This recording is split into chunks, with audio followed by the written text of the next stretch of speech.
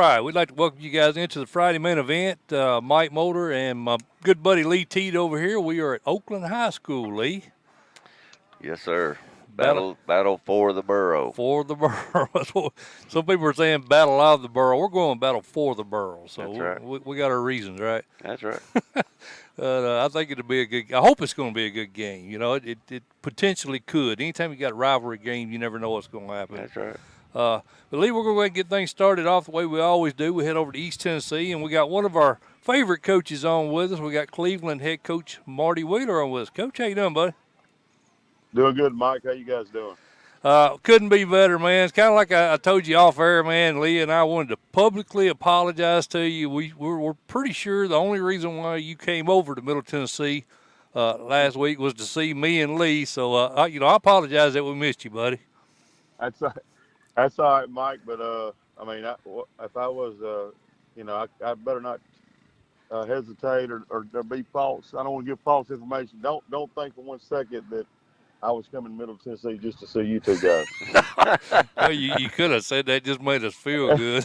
Well, I'll Well, tell you, man. Hey, me and Lee, we both picked you last week, but that's a pretty darn yeah, good Sheffield team y'all run into, wasn't it?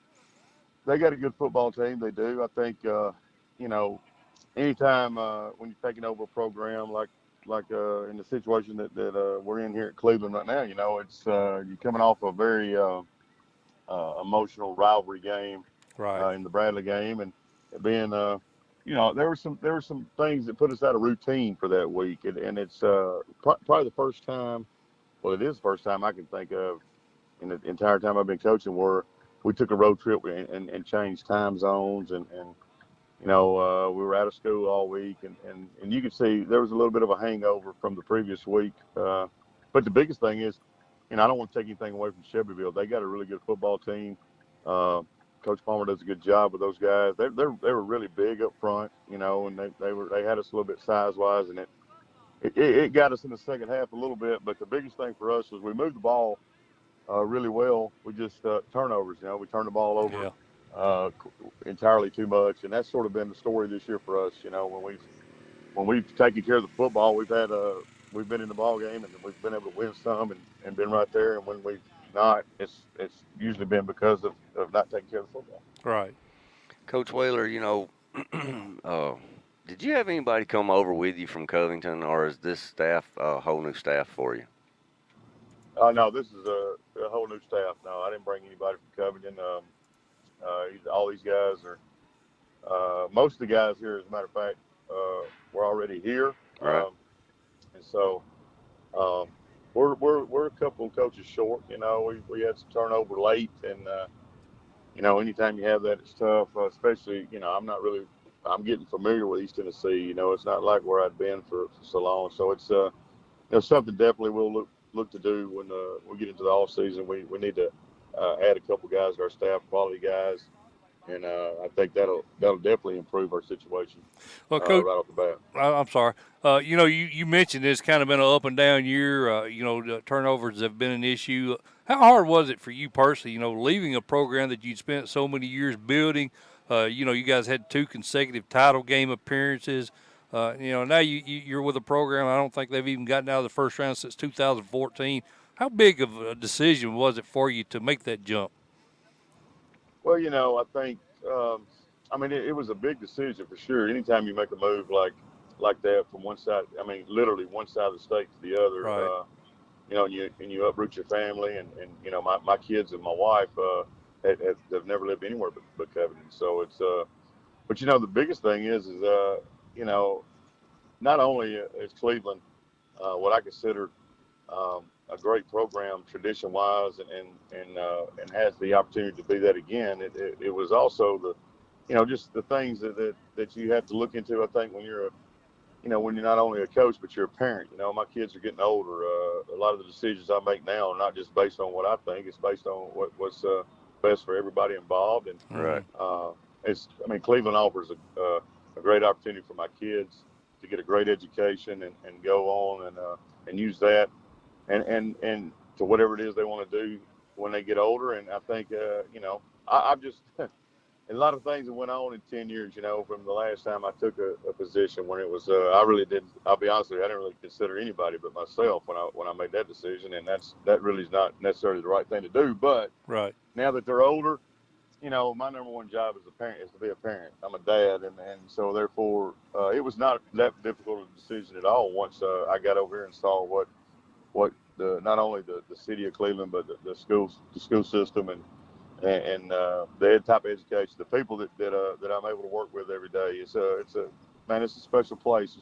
And there's gonna be a time when I talk to you guys where it's gonna be a really exciting time for Cleveland football. Well, Coach, you speaking there of Cleveland, of Covington, you left them in really good shape, and especially with a good head coach and Coach Kirby. How often do you stay in touch with him? Oh, Kirby, Yes, Coach sir. Kirby, we talk just about as much as we talked for the last how many of years we him and I were together for a long time. He's in the Coach Kirby's and our friendship is deep, but it's almost like a brotherhood, and I care about him. You might not say that if I send you that picture that he sent me today. Hey, we got to ask you a question. This is kind of a Hey, setup question, Coach. Hey, what is hashtag Marty Party? I don't that look that's that's something that I didn't come up with. That's something that I I'll just remain silent on. Who came up with that? We better clarify that a little bit. Yeah, Coach Yeah, Kirby sent us it's a a picture picture. of a bunch of guys cheerleading, and I think you was the base of that cheerleading The performance, pyramid. the pyramid. What you was the base, right, wasn't right. you? Well, as a guy looked a lot like me. There's a guy over in Cleveland that's favoring me, and that wasn't really me. That wasn't Yeah, you. That's what I'd say that's pretty too. good. Mike Mulder and Lee Teat talking to Cleveland head coach Marty Wheeler here on the Friday main event. Coach, road doesn't get any easier tonight. You guys got an undefeated region rival, McMinn County, tonight. I think they're outscoring their opponents by an average of 32 points a game. How well do you feel you guys match up with the Cherokees based on what you've seen on film? Well, yeah, they're a very good football team. They're a physical football team. Their kids play hard. It doesn't take long when you put the film in to see that they're well coached. Uh, Coach Cagle and his staff do a really good job here at McMahon, and it's I'm learning as I go. With these teams, these are teams that I'm not familiar with, but Right. Hmm. they're a run. They want to run the football. They want to establish the run first, and they got about three running backs that do a really good job, and they rotate them in and out. And they got a quarterback that can run it. It can hurt you, and they've had a lot of success with running the quarterback and the running back. In the run game, and then if you try to creep up there too much, they can hurt you with a pass. But they it'll be we're going to have to match them physically. We need to play a very physical football game from our end, and we've got, our biggest thing is we got to be consistent. Right. You see us out there at times playing what I consider really sound football, and then at other times, we get lost sometimes out there. It's things that I've seen before. When I was first at Covington, and we were learning how to win there, and it's I think teams that struggle or that are up and down. I think when you talk to them, you talk about the same things. It's not one team's dealing with this. I mean, it's always a lack of consistency, not taking care of the football. Little things like maybe not tackling well, or Hmm. not sustaining blocks, those types of Right. things. And when we've done those things, we've had some success, a good bit of success. And then when we don't, as I've told our kids, we could be a really good football team when you guys are focused and do what you coach to do and do it consistently. And when we don't, we're not very good at all. And there's no in between there. Right. And I believe they need to know that. In my opinion, they need to know that we can't afford to make mistakes. And beat ourselves. Let's make teams beat us. Hmm. And I've said it since I've been here. I can count on one hand, how many times I've been beat. But now I can't count how many times that I've been on the field and saw us beat ourselves. Right. And so that's the big thing. and that's what we're looking forward to tonight. Is our guys coming out ready to play? Like you said, it's a rivalry game. It's a region game, and man, it's a big game for us. I just want to see our guys play like they're capable of playing. Right. Coach Wheeler, your junior quarterback there, Gage Kinsey, he's having a solid year, I think. Uh, you're pretty happy with his progress so far? Yeah, Gage has done a nice job for us. I mean, Gage is a junior, Right. and the thing is, but he didn't play last year because of an injury. So, as far as his varsity reps, coming in the year, he was a sophomore, Mm-hmm. experience wise, and so he's done a really nice job for us. But it's just like it's similar to what you guys saw when you saw Covington play when I was there. I mean, we want to run the football and we want to stop the run. Now, when we run the football with success, it helps. It helps out the quarterback, which is common sense. But I mean, Gage, we need to be able to give Gage time to throw the football, and the best way for us to give him time to throw the football is to establish the run, and then play action and all that other stuff that we do in our passing game. Uh, Really becomes a lot more successful and a little bit easier to execute. And we need to be able to do that because we got really good wide receivers that if we can get the ball to them, they can do some good things too. Right. Well, brother, we're getting short on time. Last thing I'm going to ask you is how bad is your Crimson Tide going to wear my balls out tomorrow night? You know, uh, Mike, I've, to be honest with you, I've pulled for Tennessee this year for the first time probably in my life, and it's got a big deal It's to do painful, isn't it? with. Well, I mean, if I had to do it, like if I lived and breathed it like these Tennessee fans did, it would be very painful. But I do. We got a Cleveland alum, that's up there. Uh, Hawk, who's big in the program. He's with a. I think he's over the manager, the managers and stuff. Man, he's reached out to me. I've had a chance to meet him. We took our kids up there. I told you that in the spring. Mm-hmm. Right. Been there a couple of times. Of course, Coach Pruitt and I played against each other. But man, it's probably not going to be pretty for you. But I'll say this. More importantly, before we get off the phone, I would like to take back everything I said about J.R. Kirby. He obviously he and I are not we're not as close as we used to be. He said you got I'm soft. kidding. He said you got soft up there. Yeah, I know he probably did say that. Oh, I got news for you. I got news for you. I'll tell you this. All jokes aside, there's one thing I hadn't gotten, and that's soft. I hadn't gotten soft. If you ask these kids up here, I think they'll tell you I hadn't gotten soft. But They'll argue that. they would argue with that. But I Mm. mean, I talked to him this week. He didn't mention anything about having something up his sleeve like that to do. But that's okay. Oh, he was Let me tell you proud. He was something. proud of himself. He's like, I'm sure he what was. time? What time's this interview go? I want to make sure I catch it. he, no, those guys have done a great job over there, and I knew they would. That program is in great hands, and I pull for them every week, and he and I talk at least once, if not twice a week. Um, I think like after the Bradley game, I think we were probably up. Uh, they played Milan and didn't go the way they wanted to against Right. Milan, and Right. so Yep. I mean we were probably up, you know, 3 or 4 in the morning, talking about both ends and just Mm. it's those guys. I built a really close bond with those guys over there, and I pull for them every week and think about them a lot. But it's over here. I'm really pleased with the way our coaches have worked. I think our staff has done a really nice job. We're shorthanded. They've had to learn, how I want to do things, and so it's not just a learning process for the players. It's a learning process for the coaches, and Absolutely. Absolutely. Yeah. it's a learning process for me. But I mean, our the way we're gelling and the relationships we build as a staff and how close we're coming together, man, is the way I want it. And I mean, I think the future's bright for Cleveland, and man, we're excited about tonight, and hopefully we can play well. Well, good luck to you, brother. We'll be catching up with you again before season's up.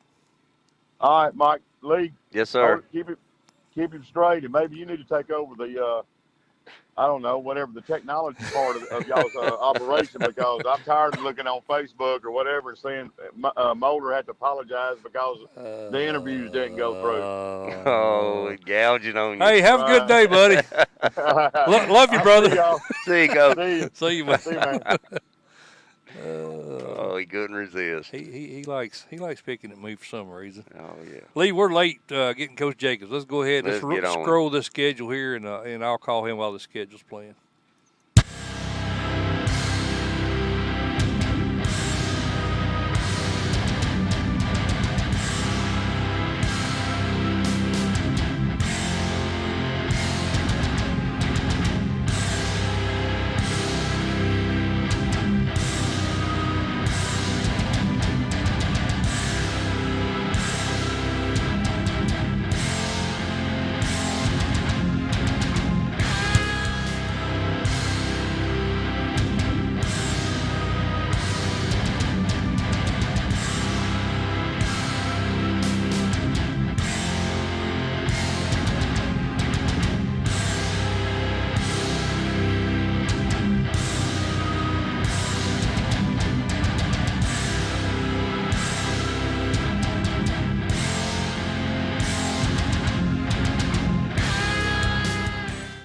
Hey, folks, I want to tell you about a new sponsor who joined us this season, Elaborate Images.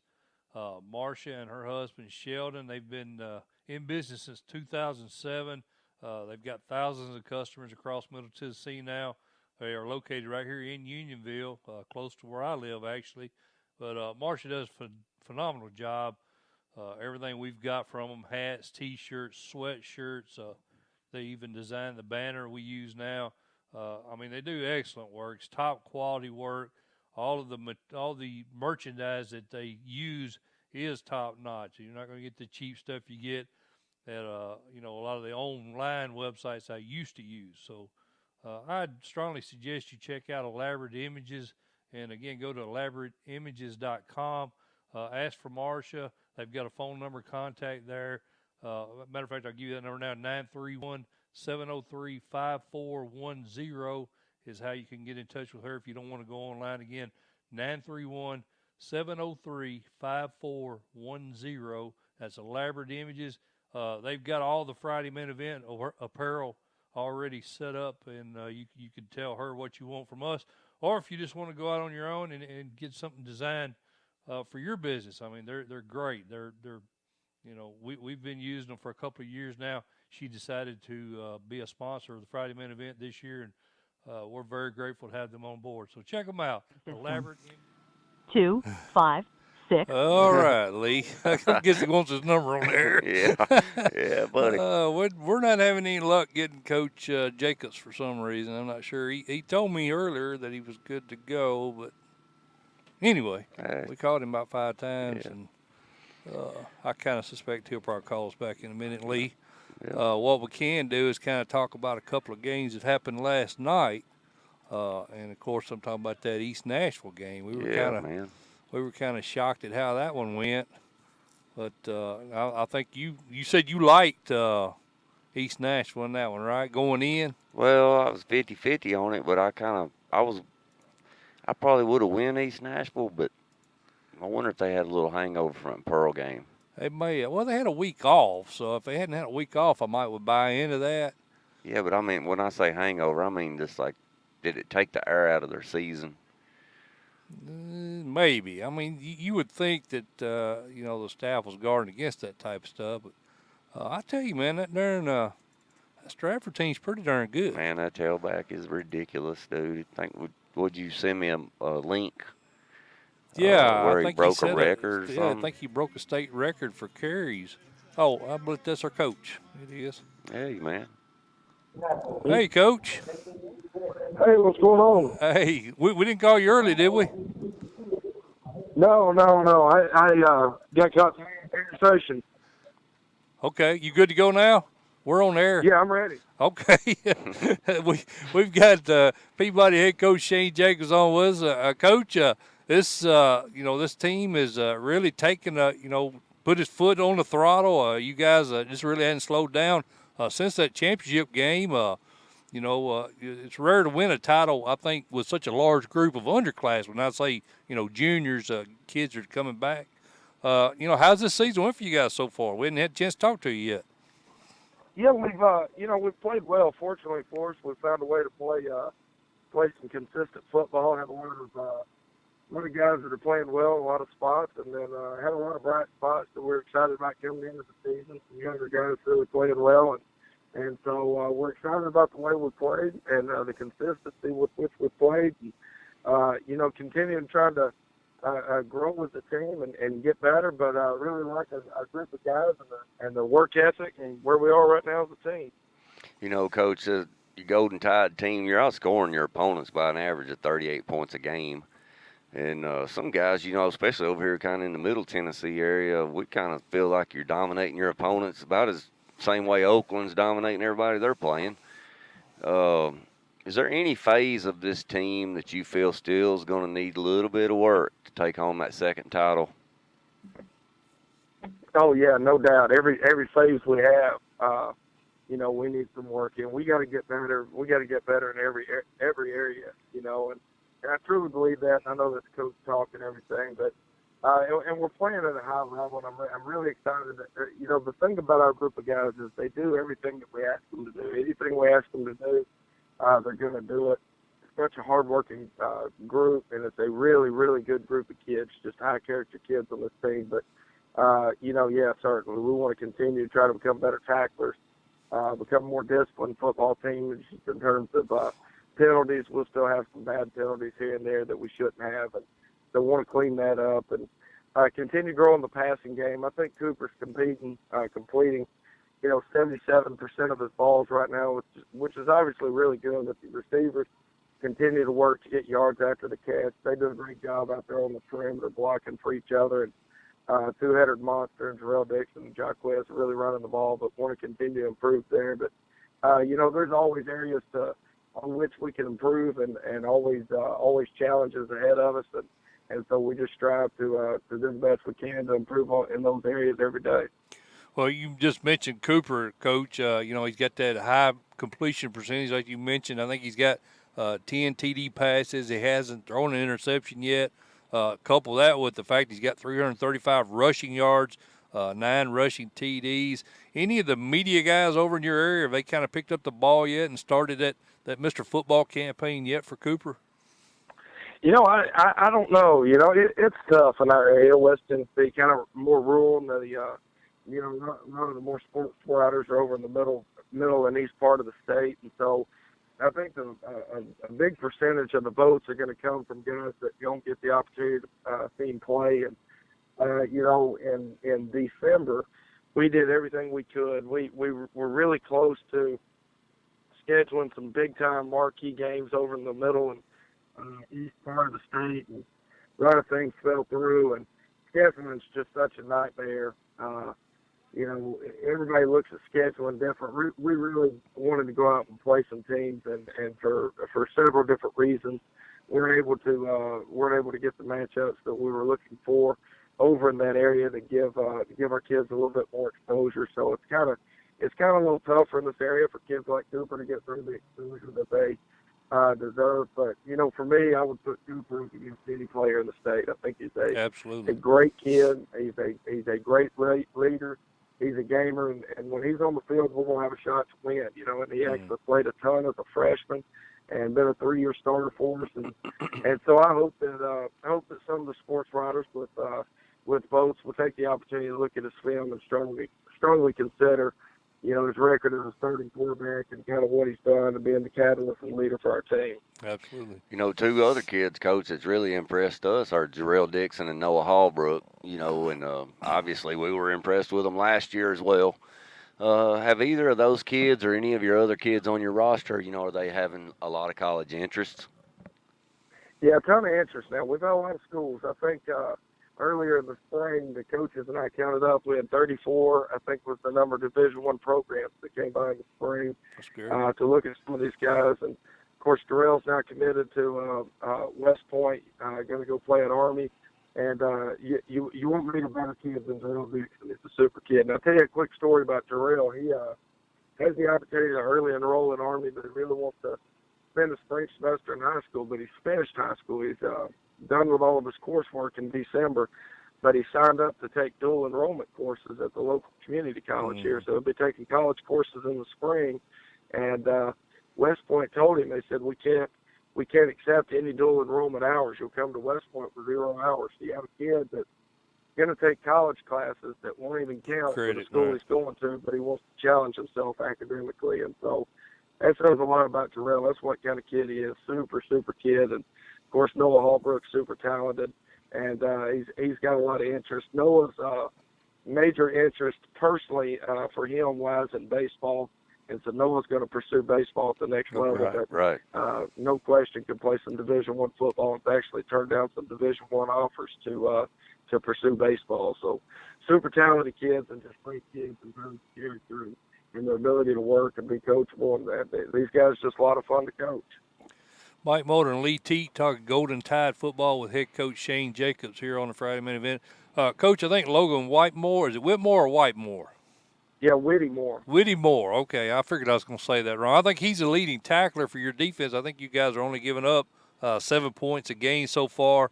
I thought that shutout against a really improved McKenzie team earlier in the season was very impressive.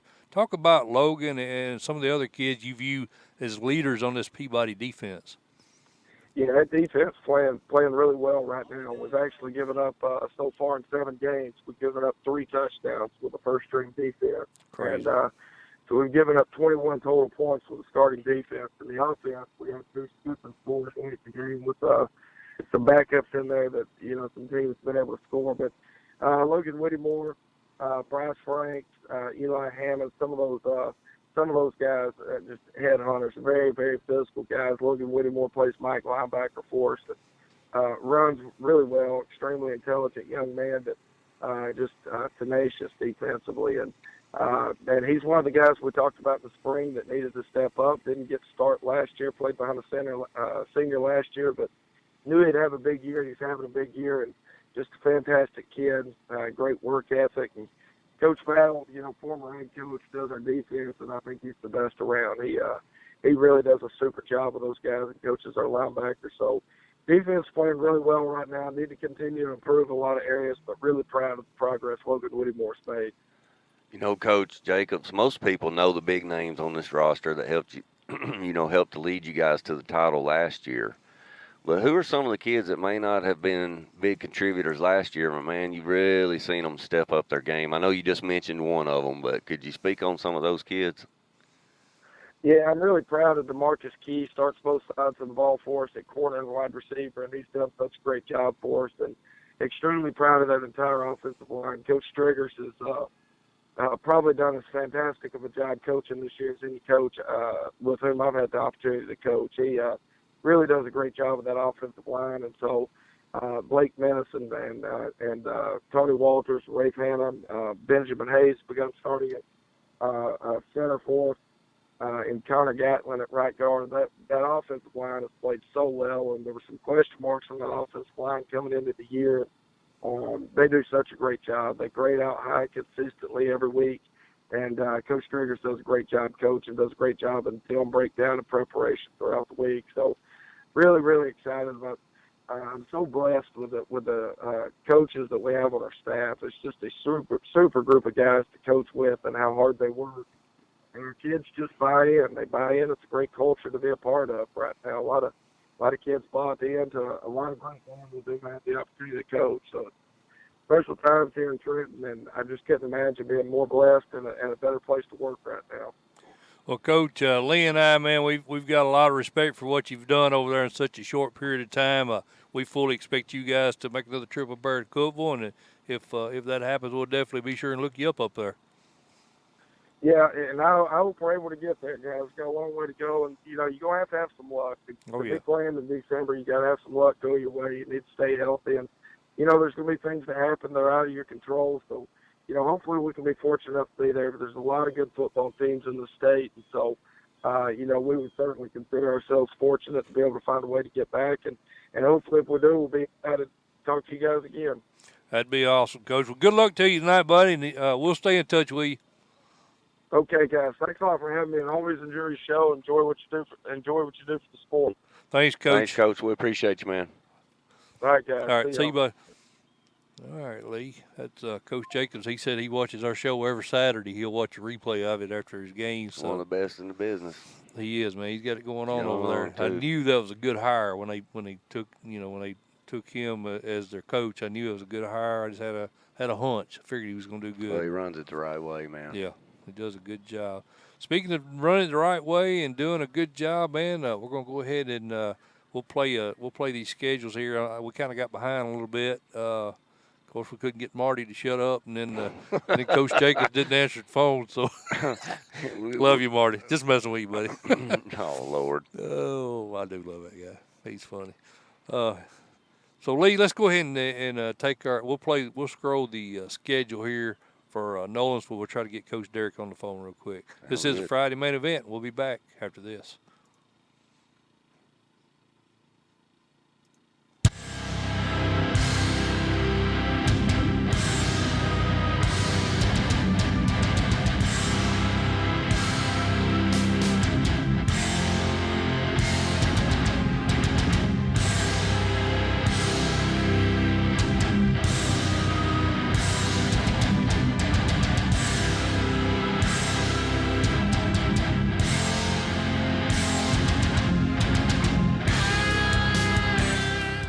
All right, Friday main event. We are back here live at Oakland High School. We got Oakland and Riverdale tonight. Battle for the Borough. Big game tonight.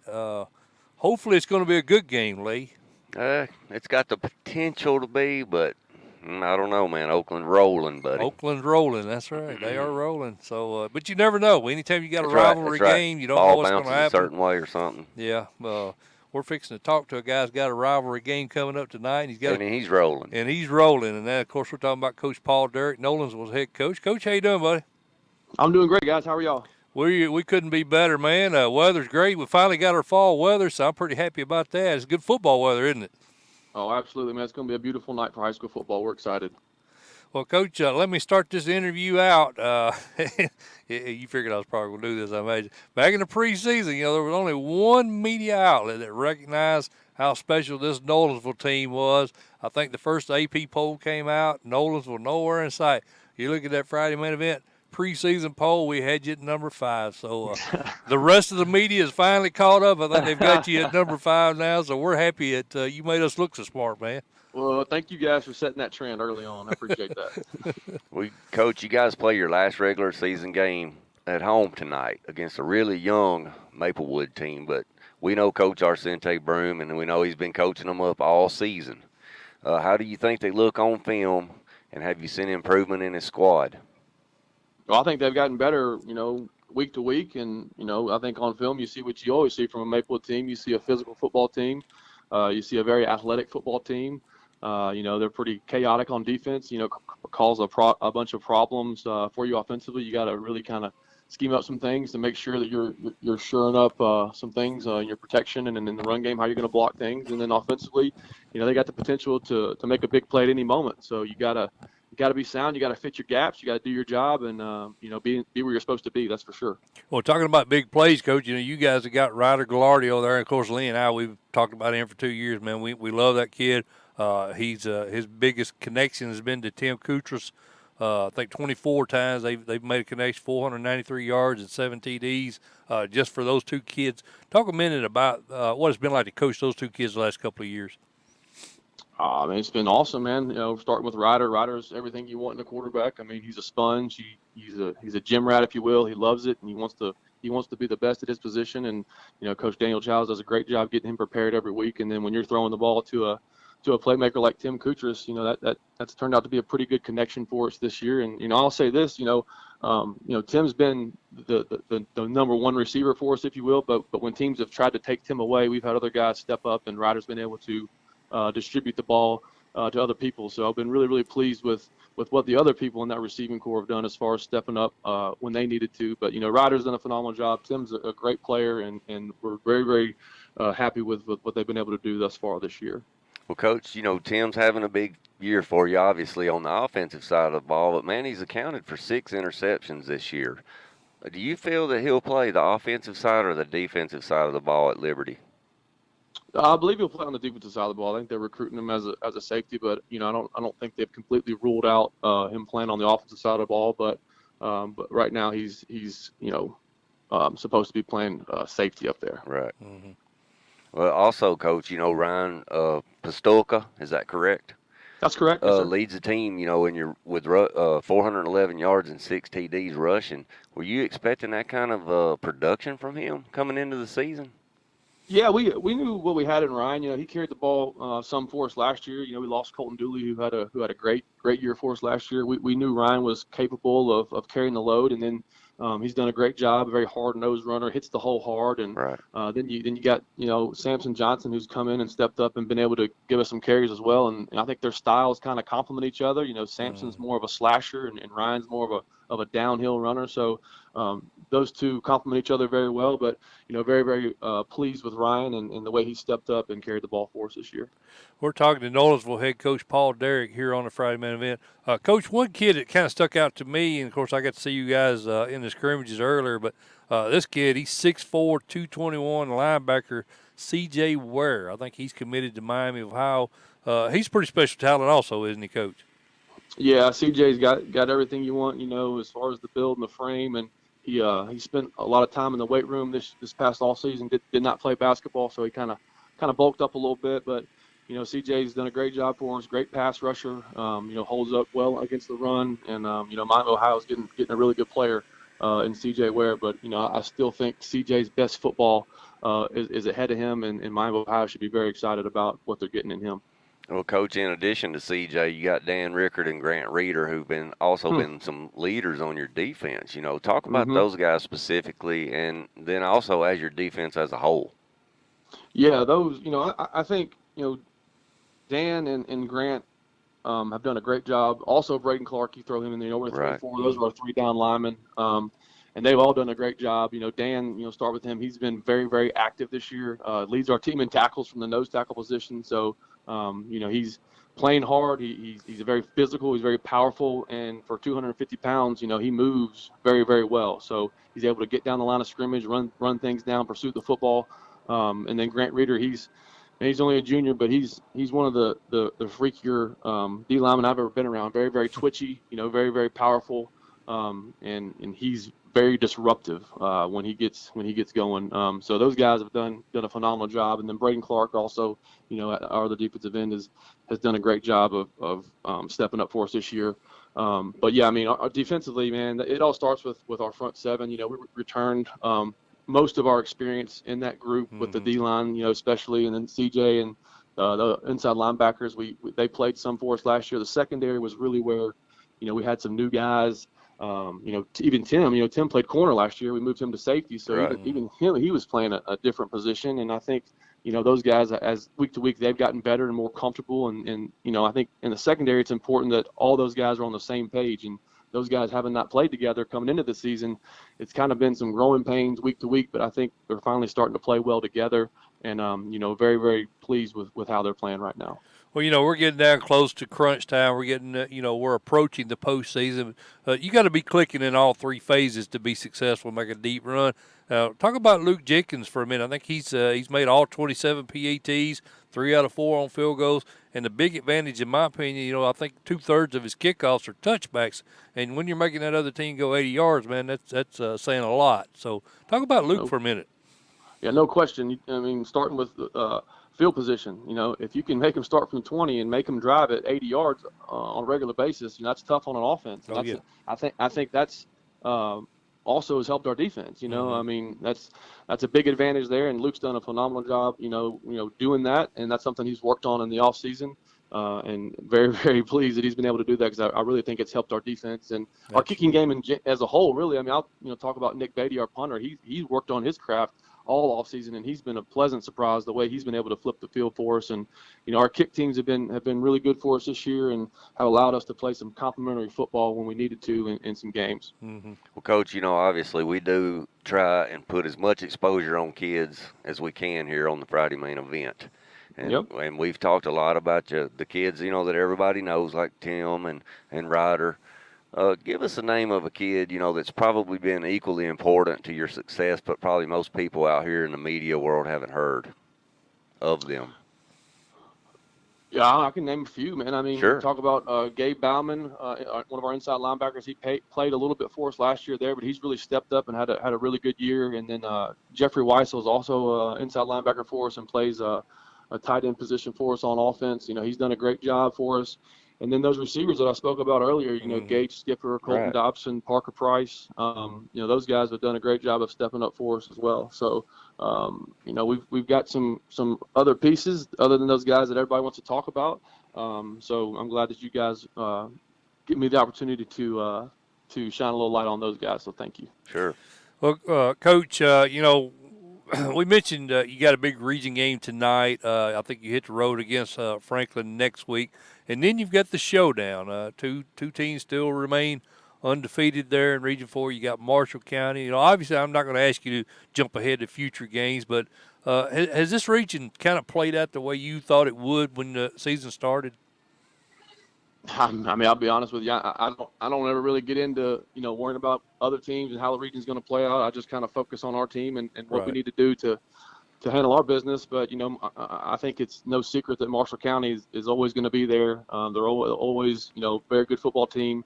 Maplewood was the region champ last year. So until somebody beats them, then they still got the crown. So we knew it was a challenging region, and Tullahoma's playing very well too. And I mean, to say, has it shaked out the way I thought it would? I don't know if I can necessarily say that. I just knew that it would be a challenge, and we're coming down the stretch here to the most challenging part of our schedule. Well, who do you think is the toughest out of that region to game scheme against? Of course, you got John Olive, great coach, and of course, you mentioned Thomas Osteen. Who's the toughest one for you personally to scheme against? Well, I think they all do really good things, Yeah. and they're all are unique. Coach Martson down there at Lawrence County, he does a great job. Marrying up some wing T stuff with some empty stuff, and that poses some challenges for you defensively. And then, Tullahoma, they put some stress on you as far as what they do. With RPOs and really putting people in conflict. And Maplewood, I talked about how athletic and they got playmakers all over the place. So that's a challenge. And then Marshall County, we haven't played them yet, but haven't played them in the past. They're going to be physical and they're going to be, well coached, and they're going to challenge you to be physical. So I think every team in our region, poses some issues. So yeah, I mean, it's a challenging region. There's no doubt. Well, Coach, I know you got a game to get ready for, buddy. We appreciate you jumping on with us. Good luck to you, and hopefully, me and Lee are kind of eyeballing that Marshall County game, so we may see you on that one. All right, appreciate you guys. Thanks for having me on, and have a good night. All right, luck, thanks, Coach Derek. Thanks. All right, thank you. Bye-bye. What's up, partner? How's it going? We're fixing to call one of your. I don't know. You might well call them Kim folk. You over with them Satterfields pretty tight, ain't you? Yeah, buddy, we are pretty tight. What about the game tonight, brother? Yeah, I would have brought you out here, but I had you on last week, and I didn't want to bother you. yeah. I figured I needed to beat Will Kreisky over here before he sat down. So I know y'all two are pretty tight. Did you see the show last week? I kind of said something about that. Yeah. I know y'all are pretty tight. I'm glad I could Lord. hook What'd you y'all say? How'd you say I was entered in your phone? up. Don't answer. Don't know. Oh, yeah. Besides the other name, Oh yeah. Kreisky's boy or something other. Yeah. Yeah. Kreisky's best friend. Yeah. Kreisky, don't Don't answer. answer. Boy, That's pretty that's my good. guy right there. We love you, buddy. We're gonna call you guy on air. You gonna help us out with this interview? Yeah. You know call him Blake? Yes, yeah, sir. you probably Oh. know him a whole lot better than we do anyway. Yeah. Well, I know you do. I got to coach Blake. Oh, did you? Yeah. Oh, that's pretty cool. Yeah. He was a heck of a player. Yeah. Was you surprised by that hire, or were you kind of expecting that? Well, it's probably best man for the job. Yeah, that's kind of what I thought too. Please enjoy this Verizon ringback tone while your party is reached. All right, we get a little music. Oh, that's old school there, ain't it? Yeah. Hello. Hey, Coach, how you doing? What's up? How you doing? I'm doing great, man. We just went straight. We got you on air. We got a celebrity interviewer here with us. So, Oh, nice. yeah. Blake Satterfield. This is Coach Creasy. I don't know if you remember me or not. Oh, you said celebrity. You said celebrity. I'm confused right here. Oh Lord. We want to talk about who you played week 2. Okay. Who was Week it? Are you talking about Oh, you our didn't week? play anybody. I was That's about yeah, right. yeah, Hey, I was the our game middleman. number 2. I was the Game number middleman 2. trying to get Lewis County and Trousdale County to play. Oh yeah, they were short a game, wasn't Sharp was Yeah. short too, and Yeah. they're both playing 9 because they're both hard-headed. they? Yep. I tried to get them to meet in the middle, but I don't blame Blake. I would have stuck to my guns too. I would have made him come to the creek bank. Coach Sharp said he was having no part of coming back to the team. That's I think right. he's got some PTSD from it. I think he was there last in like 1993, but he still remembers it pretty well. Oh Lord. Well, Coach, hey man, first off, we congratulate you for the hire there, man. We were just talking to Coach Creasy about that, following in Right. your dad and your granddad's steps. 485 games. I think those two won together. Are the fan base they pretty excited to have another Satterfield leading them? Oh, for sure. I think, going back to February, I thought that, when they first made the hire and the announcement, our community wanted to hire somebody, local anyways. We've had 2 of the past coaches, after Coach Creasy left, that were from, not from Hartsville, hadn't had any ties to Trousdale County. And not saying anything bad about those coaches. I thought they did a very good job while they were here. Obviously, Coach Wagner going to a state championship game. I think, any other program in the state would, enjoy that opportunity to play in a state championship game. But things are a little different in Trousdale County. They expect you to win state championships, not Right. just get there, So, Right. and going back even to Coach Creasy having success, my dad, my grandfather, they set the standard and everything. And I thought, coming in, anybody else would be kind of intimidated by it. Last year, I kind of got my foot in the door a little bit with, coaching our defense, from the defensive side of the ball. Go back 2 years ago, I actually didn't even coach football or any other sports. I actually took a year off from even coaching any sports. I actually coached middle school softball, Okay. and then the opportunity came, when we were in our tournament at the end of the year, and then Coach Wagner approached me about doing defense and everything. So I took that opportunity, and then all of a sudden, less than 6 months later, you're applying for a head coaching job. So a lot of things have changed in the last 2 years, but I'm enjoying it. It's been a fun ride, and been really fun. So. Well, your brother Wesley, he had a real big, important role, I thought, in that turnaround at Austin P. He's over coaching receivers now at Richmond, I think. I met him at Oakland a couple of years ago, but how's he liking his new position over there? Oh, he's loving it. They've actually won the last 2 games, so they're on a little win streak right now. So that's always good. My mom and dad actually are going up there. We're on fall break coming up, so they headed out, just this afternoon. So they're going up to Richmond to see him, then going to the beach after that.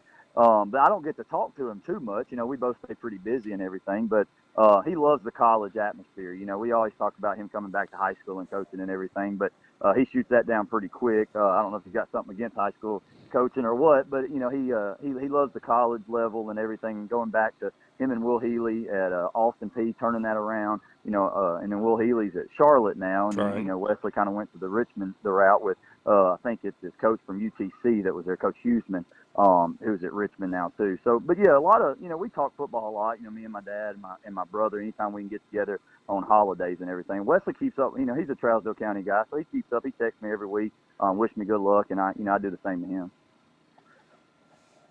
All right. Well, we didn't know. Anything you want to talk to him about, or just something? Yeah. Well, I just. Oh, we got plenty of material. We I got just plenty thought of you might material. want to talk to No, him. I want to talk to shoot, your boy I there. talk to Blake every now and then. Blake did a great job as their defense coordinator. I think their defense is one of the main reasons that took them to the state championship last year. And Yeah. he's got a good relationship with my D coordinator. Stephen Jackson. Yeah. He and Right. Stephen are good buddies, and He's a good one too. yeah, they're both good. And like I said, I think it was obviously the best guy for the job to get Blake on board. Mm-hmm. Well, Coach, as well as anyone, you alluded to this earlier, the expectations at Trousdale County are probably second to none. Everybody knows about the creek bank and the tradition over there and the toughness of the teams and the atmosphere there. But it's been 6 years since a good buddy right here sitting beside me led the Yellow Jackets to a 2013 title. Right. 2018 team last year, you got real close, buddy. Yeah, How And well that, do this team you're coaching right now? How well is this team you're coaching right now compared to those? well, I'm looking at just the talent that we have. We've got the talent to get us to a state championship. Now, once you get there, the road there is not easy. We know who's going to Right. be in our path there. We know we're going to have Pioneer Academy in round 2. It's going to be Watertown in round 3. Meigs County down in Decatur, Tennessee, with their Mr. Football, winner from last year, Aaron Swafford, in round 4. And then Trenton Peabody is going to be waiting on you in the state championship game. So we know what it's going to take. I told my team the other day, the question I kind of asked them. I said, we know who's going to be in those spots every round. The question is, where are we going to be in those rounds as well? So our kids, we've got kind of the back end of our schedule, not taking anything away from Cascade or Jackson County, but and we got to buy. We got a little time to recuperate, get better at what we do, get our injuries healed and everything. But the talent is definitely at Trousdale County right now. The thing I hate about is for these seniors that the seniors that we have right now, they're a great group of kids. We got good kids all in every class, and our numbers have increased too this year. We're dressing out about 44 kids a week right now, which is always good. But I try to tell our seniors that it's tough on them. I'm their third head coach they've had Yeah. in high Right. school, Right. and that's tough to buy into, and that's tough to get behind anything. And they second guess people, from any coach going back to Coach Barker, to Coach Wagner, and then myself. And I think they've done a really, really good job with that. I've bragged on my seniors a lot. Going back to Portland, or to the Portland game last week, we found ourselves in a 7-point ball game in terrible conditions. And those seniors at halftime, I left the room and I said, that's about all I've got to say. I was kind of upset. And I said to seniors, I let them talk. And whatever they said to the team, was obviously better than I could say. Because all of a sudden we come out the second half and scored, about 28 straight points right there. So our kids, the talent's here at Trousdale County. The community is here. Obviously, they want, ever since 2013, you said 6 years or so since we won a state championship. That's probably the longest drought they've ever gone since since 1990, I'd say. So, I'm excited about it. I tell them all the time, I'm going to be here every day. I'm going to show up, and I'm going to have a good time. All my coaches talk to me a lot about how energetic I am in practice and the expectations and everything. But you got to be yourself. You know who your coach. You don't try to be anybody else. You don't try to be the person that was in front of you or someone down the road. You just got to be yourself. And at the end of the day, kids understand and kids respond to coaches who actually care about them and want what's best for them. And I think that's what our kids have been able to do this year. Well, Coach, your team has played near perfect this year. I think you guys, other than that half against Watertown, I think you led that game 13-0. And I've got a couple of buddies over there, Cheese being one of them. I think you had some turnover issues there in the second half. Is that a team you guys expect you'll probably run into again here in the postseason? For sure. If we're lucky enough to make it to the third round, to see Watertown, they'll be there, and we'll have to go back to Watertown this year. Watertown's a great football team. Coach Webster's done a great job. Back when I was in school, they're not the same Watertown. I mean, and everybody knows that now. They're a very good program. They got a new school. They got new players coming in and everything. Their enrollment's gone up. They're a very well-coached team. I think Coach Hackett does a really good job on the defensive side for them as well. They're well-coached. So at the end of the day, it's gonna if we're fortunate enough to get there, that is the team that we will face. But like I said, I always try to teach my kids, what if we don't have 5 turnovers this time? What if we're healthy? What if we do this? What if we do that? Then let's see what type of game it is. But at the end of the day, the elephant in the room was for that game, we did not finish that game. We let Watertown hang around. And anytime you do that to a very good football team, it doesn't equate to success for your program. And that's something that we've been preaching the last, 6 or 7 weeks is finish. I think at the end of the day, it's going to be better for us losing that ball game. I know that sounds kind of weird, losing. Yeah, and I everything, agree with you. But I think losing that ball game that early, and I hate it for our kids. We had so many kids. We're starting 3 sophomore kids on the offensive line that really, and I'm not taking anything away from these kids, that really shouldn't even be on the field for us. And when they're on the field, they're so green that early in the year. That's why I go back to trying to find a week 2 ball game.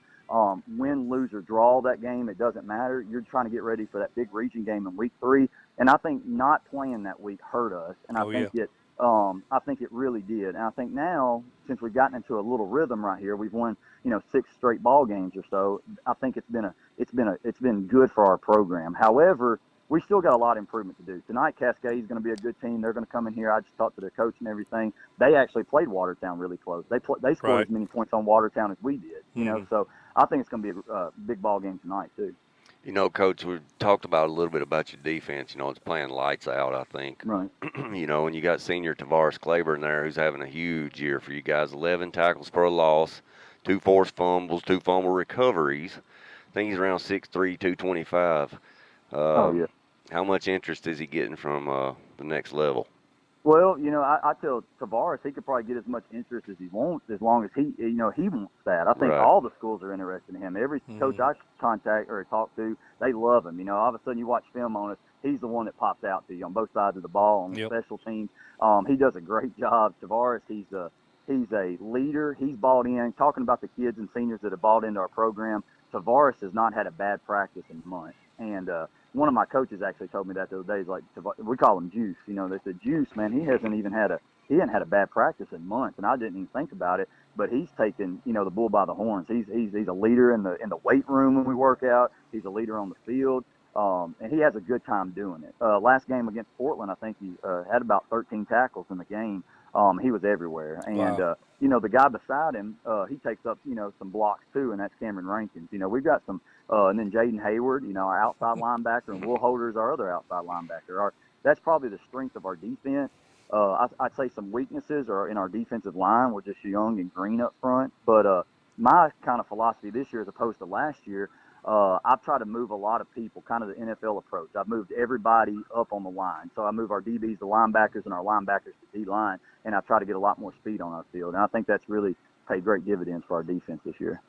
Well, I'll tell you what, brother, I thought that was a good hire that they made, but after talking to you today, I'm pretty darn sure they made a good hire. What do you think, Coach? Oh, absolutely. I tell you, he's got a good bunch. That crew they were all junior pro when I was there. They were peewee football players, and they went years without even a loss. And that's exactly right. And so they knew this was a special bunch coming up, and you know, like I said, Blake knows it. His dad, granddad knew it. We knew it when we lived there. You know, Trousdale County is a special place to coach, special place to live, and there's nothing like Friday nights there. Well, Coach, we know you got a ball game to get ready for. We appreciate you jumping on with us, man, and hopefully, no problem. Hopefully Lee and I can come over and set up and do a game over next year. Yes, sir. I appreciate y'all having me on, and Coach Creasy, good luck tonight at the Battle of the Borough right there. Yes, sir. I know you're not going to need it, but I talked to Coach Jackson. But hey, good luck tonight. Hey, Coach We'll always take some good luck. Coach Satterfield, can you do me a favor, brother? Yes, sir. Hey, can you pass on and tell Davey Cawthorn we said hello? I will. I'm sure he'll be here tonight. I'll send a message. All right, Tell him man, I said hi too. I haven't heard from Davey in quite some time. I'm worried about him. Oh man, I see him every day. Hollywood. Well, good luck to you, Coach. Good luck, Coach. Appreciate you. All right, thank y'all. All right. Hey, man, while we got you on here, I wanted to say something about this field. This thing looks beautiful. I appreciate it. It does. Man. It is absolutely beautiful. Well, we commented on it earlier when I got here. This, dude, Let's check this out. it's looking good, brother. Yeah, I mean, if you hate America, you may not think it's beautiful, but anybody that doesn't hate America thinks this thing is beautiful. It's real patriotic, red, white, blue. Everybody got it right here on the that's screen. nice. That's nice. Yeah. Hopefully, everybody will be buying a ticket and come on over and watch a game tonight. Man, it should be a good one. So, what about my good friend Coach Kreisky? Is what are you expecting, man? Yeah, I expect. Is it going to be a good game? Yeah, or? I think it will be. You know, Will and his brother, man. He's a good coach. I Man, really like him. I love both of them. I loved them as players. They remind me a lot of. I really like Will. I really like Will a lot. Yeah, they both are pretty good. I like both of them. What are you trying to say? No, I'm just messing with you, man. Because you accused me of being a homer over there for him. Yeah, I thought maybe you were saying you didn't like Matt. No, I'm gonna tell Matt you said that. No, Matt gets on with us too. We like Matt Matt put too. you on his phone as Will's best friend next. But yeah, no, they you know, it's a rivalry game. You never can tell what's going to happen in a rivalry, but I know this. Will always have them ready. Yeah. And you talk about right guy for the job. He was definitely the right hire. You know, I wish they'd went a different direction. You know, my big rivals, I wish they'd went out and hired somebody that didn't know the kids and didn't have relationships with them and didn't care about school and stuff like that, you know. But Will had been there for a while, and he's a real energetic guy, very similar to Blake, you know, and real knowledgeable of the game and a good dude. And like I said, those guys, they play hard for him, and that makes it tough. Rutherford County's got a different dynamic over here because there's so much talent. You know, this county's just, I mean, jacked with talent. It's crazy. Talk about Coach Rice a little.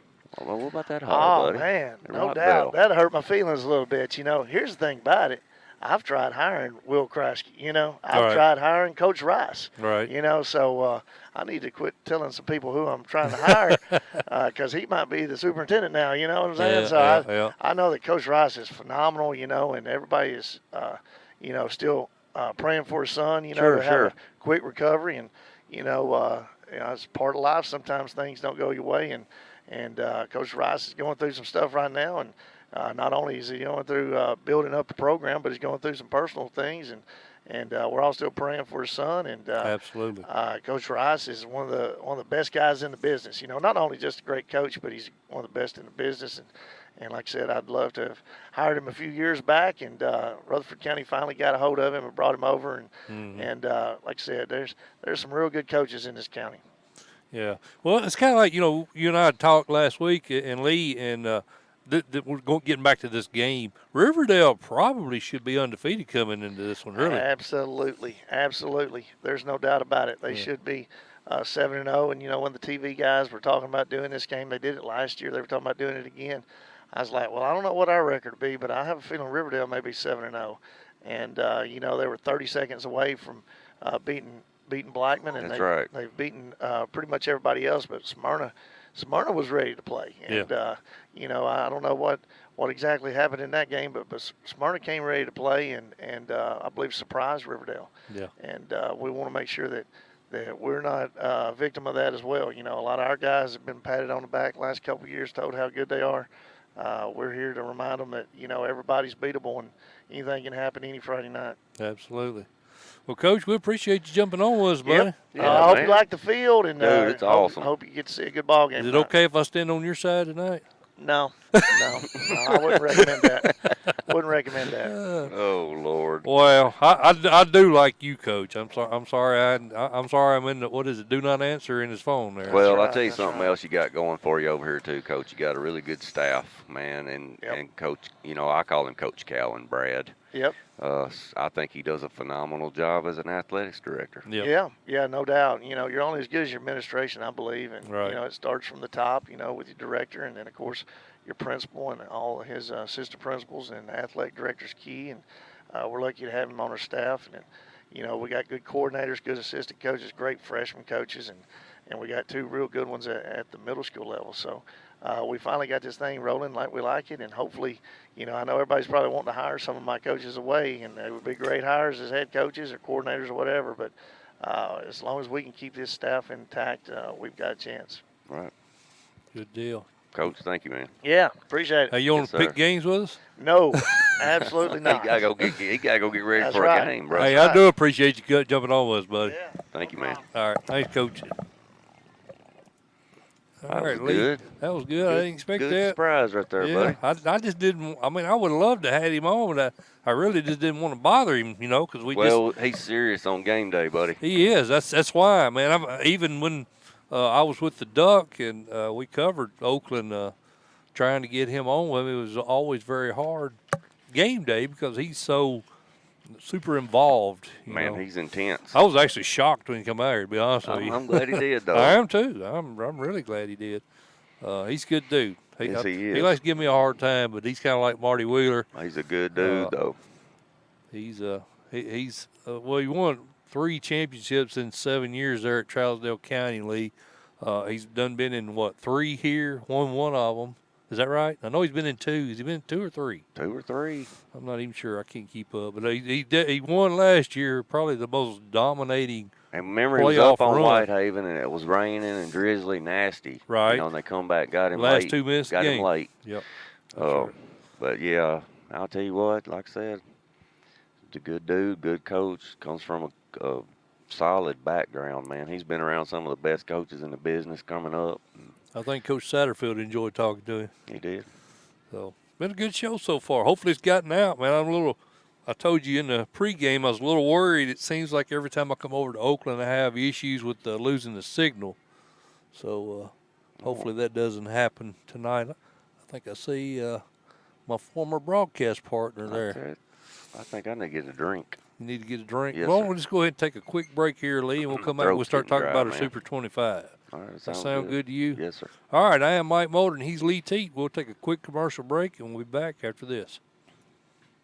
Hey, folks, I want to talk to you a minute about our title sponsor, CoachT.com. We appreciate Jim Thompson and all the guys over at Coach T joining up with us. We'll be partnered with them for the second consecutive year. So Friday Man Event, we're honored to be associated with such a great website. If you're into high school sports, whether you play, you have a child that plays, or just an ordinary fan, CoachT.com is a place you need to check out. And it's not just football. I mean, football is probably the biggest reason people visit CoachT.com. But if you have a kid into any other sport, softball, baseball, basketball, golf, soccer, if it's a high school sport, most likely you're going to find some information on CoachT.com. But what I want to talk to you about in particular is the Coach T Plus membership, which I happen to be a part of. For the second year in a row, the Coach T Plus membership will be donation based. So you decide what Coach T is worth to you. That's what's so great about the website. You can make as much commitment to the website as you feel comfortable with. Now, myself, I'm on the website, multiple times a day, as a matter of fact. So, I feel like I owe it to the website and I owe it to Coach T to make a nice donation, and hopefully you guys will feel that commitment as well. We do want to keep the website running. Many of us get a lot of enjoyment out of the website, but the Plus membership, you get access to certain boards that you don't have as just a regular member of Coach T. So that's one reason to join the Plus membership. Another reason is you're kind of the captain of your team. You're in charge of the scheduling, or I should say the correction. If there's any corrections need to be made to schedules, any corrections need to be made to the scores that are reported, you have the ability to do that. And that's what the Coach T Plus membership, it kind of provides you a certain degree of ownership into the website. So please check it out, man. It's on the front page. You go to the home page, again, CoachT.com. There's a tab right there where you can click and become a Coach T Plus member. And just because you are now, don't assume you are forever. That is a 1-year membership, so you need to double check, make sure your membership has not expired. Again, from the Friday Man Event, we appreciate CoachT.com and hope you guys. All right, Lee T, we are back here. I had to bring out the sweatshirt, brother. It's going to be a little chilly out here tonight, I think. Good football weather. I think the older I get, the less my blood circulates, man. I get cold a lot easier. Well, I love cold weather. You would think with this winter coat right here, I'd be all right, but I love cold weather, but I don't like getting cold. Yeah, that's exactly me too. But man, week 9, it's crazy. Flying by. I had an interview with Will Rabb on Prep Insiders. Yeah, I listened. Did you? Yes, sir. That's one thing we were talking about, man. It seems like just yesterday we're doing our preseason top 10, and here we are heading into week 9. It's just flown by. That's right. But it's been a good year. I think Friday Main Event, biggest show we've ever had last week, Lee. South Pittsburgh. Had over 1,300 views so far. I think we're closing in on 1,400 views for one show. That's pretty good. Pretty good for us, ain't it? That's pretty good. I'll take that. Okay. I don't know if we'll get those numbers again until we go to South Pittsburgh again, but we got a pretty good following up there. We love those people, man. There's a lot of them up there that we know by face, know by name, and always enjoy going up there and talking to those guys. But big game for them last week. Yes, sir. I really enjoyed that. All right, Mr. T, you ready to hit this top 25? Let's try it. Let's do it, man. At 25, we've got Fayette Ware and Millington. This is a Class 4A Region 8 showdown. Should be for the region title. Millington won this game 35-14. Man, this region here is crazy, Lee. It was kind of the doormat last year. Matter of fact, Millington won the region with a 3-7 record. But here 1 year later, we got two teams at 6-1. I don't know if that's, I don't know if they've gotten that much better, or if it's just the competition's got that much worse. Right, man. I don't know how to even address it, to be quite honest with you. Like you said, they're 6-1, 6-1. Fayette-Ware lost to Bolivar Central. Those 1-6. Yeah, that's kind of got me confused there. Uh, yeah, I mean, how does your one loss to a team that you were their only win? It's hard to. That tells you probably got a weak schedule. Yeah, Agree? yeah, or it's hard to read right here. I don't know if they had injuries or something. Who knows? But I tell you what, I think tonight, man, I'm gonna go with the Millington Trojans. I'm gonna go along with our fan base with a 63%. What in the world does that sound? There ain't no telling. There ain't no telling. Some woman over there sounds like she's hacking a lung up. I'm gonna go Millington Trojans. All right, I'm going to go with you there, partner. I like the Trojans as well. 63% of our fan base like them. I'll go with them. This game here, Lee, was one of them I really thought long and hard about going to. We might have went to it, but work kind of interfered with us this weekend. But Oak Ridge, I would have liked to have seen Joe Gaddis over there at Mount Juliet. That's correct. It's a long trip. What's your thoughts on this game? Hard to beat Mountain Juliet out Mountain Juliet. I agree. Probably the biggest crowd we've seen all year at any of the games we've attended, I think, was at that Mountain Juliet game. Yeah. They were lined up over there, and they got plenty of talent. Plenty of talent. I like Mountain Juliet tonight, and I'll tell you what, Mike, I don't even think it's close. Really? No, sir. Well, junior quarterback Mitchell Gibbons, he kind of got off to a rough start. He had spot duty last year. He took over the reins this year for the Wildcats. Completed 60% of his passes since then. He's got over 1,000 yards, 16 TDs, only 3 interceptions, and that's something to think about. Yeah, but I don't know that he's seen a defense or DBs like Mount Juliet's. Well, they did beat Farragut. They beat Clinton. They beat Campbell County. Now, you look at their losses, Lee. They lost to DB and West. And the Hardin Valley loss, I think, was when they were still at full strength with their quarterback and everything. Right. So, I don't want to read a lot into that 4-3 record. Joe Gaddis is one of the best coaches in the state. He's going to have them ready. I think it's going to be close. I'm going to disagree with you. Really? I'm going to disagree with you on that. I think Messinger and he's coming out. He's coming along, progressing and getting better every week. Right. Continuing to improve. And I just like Mountain Juliet on the defensive side of the ball, man. I just do. This was one of our most popular polls. Over 100 people voted. 93% of them agree with you, Lee. They like the Golden Bears. I agree with you also. I think Mount Juliet will win this game, being that it's at home. And like you said, they've gotten better each game this year. But I think Coach Gaddis keeps it close. Even that long haul over? Yeah, I think. What are you thinking? I think maybe a touchdown. Really? I think it's going to be closer than what you do. I think 14. It might be. It may be. 14. But I think you may be selling Oak Ridge a little short because I think their strength of schedule is good. It's good, right? So we'll see. It could be a blowout, or it may be close. It's one of them we don't really know. It's hard to put those two teams against each other. All right, so we'll both go Golden Bears. Smyrna and Ravenwood, Lee. Smyrna struggled this year. I know that was one of your sleeper teams to start the season. But since they've put the freshman in, Landon Miller, they've really played a whole lot better. Mm-hmm. They did. They got crushed by Cane Ridge a couple weeks ago. Of course, they had a bye last week. That's right. But they beat Antioch McGavick. They did beat Riverdale. We talked about that with Coach Creasy. They did beat Riverdale, so they've got a quality win there. But I don't know, man. I think Matt Daniels' squad maybe too much talent. At Ravenwood, student section over there is ridiculous. Right. That's if you live in the Williamson County area, you should check out a Ravenwood game just to see their student section, and it's awesome. Throwing powder in there and everywhere. It's pretty crazy. But I think tonight I think Ravenwood's got way too much talent.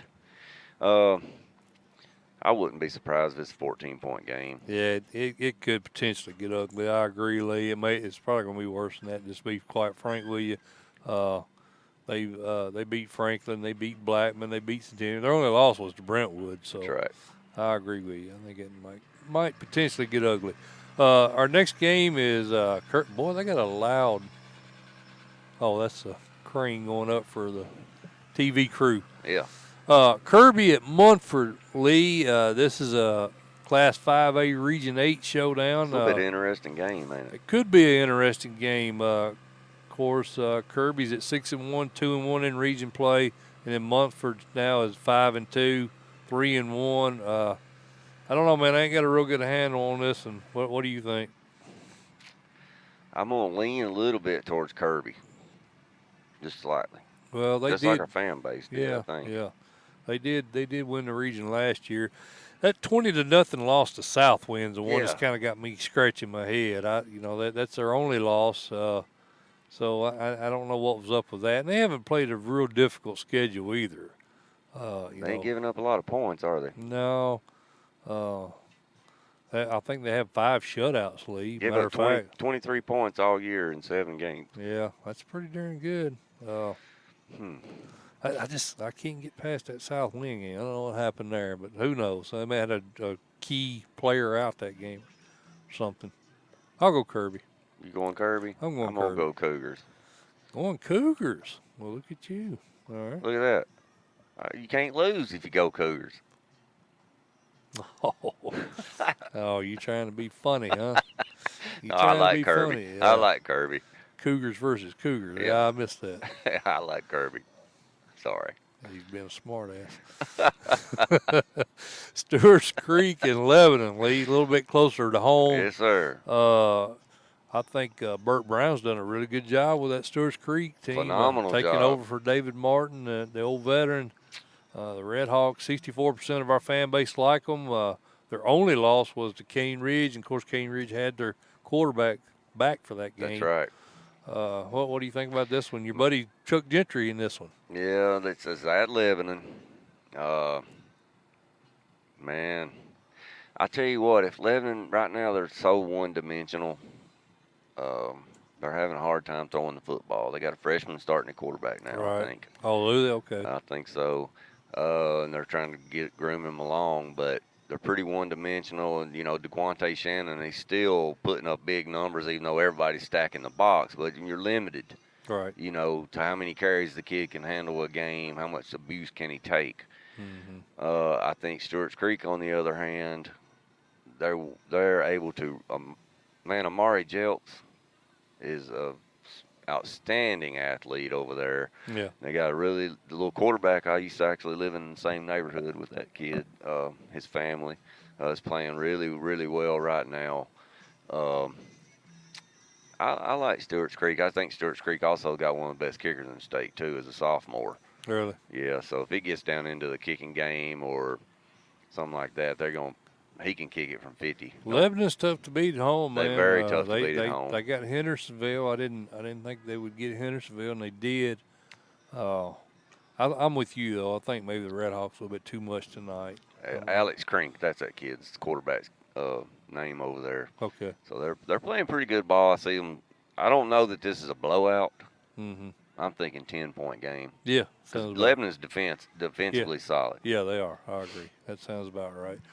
Next game, Lee, and we had our buddy Marty Wheeler on earlier tonight. Cleveland sitting at 3-4, 1-2 in region play, going against an undefeated McMinn County team. This Cleveland team, and Coach Wheeler kind of hit on it a little bit.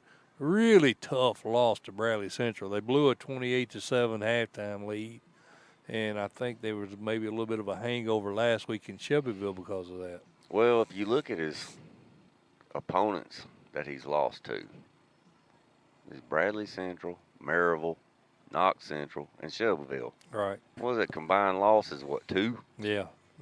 I see your point. I mean, that's a murderer's row right there. Yeah, Shelbyville's a real deal. Yeah, they've played a really tough schedule. Yeah, Central's undefeated, Maryville's undefeated. Bradley, like you said, has got one loss. So, they've definitely played some good teams.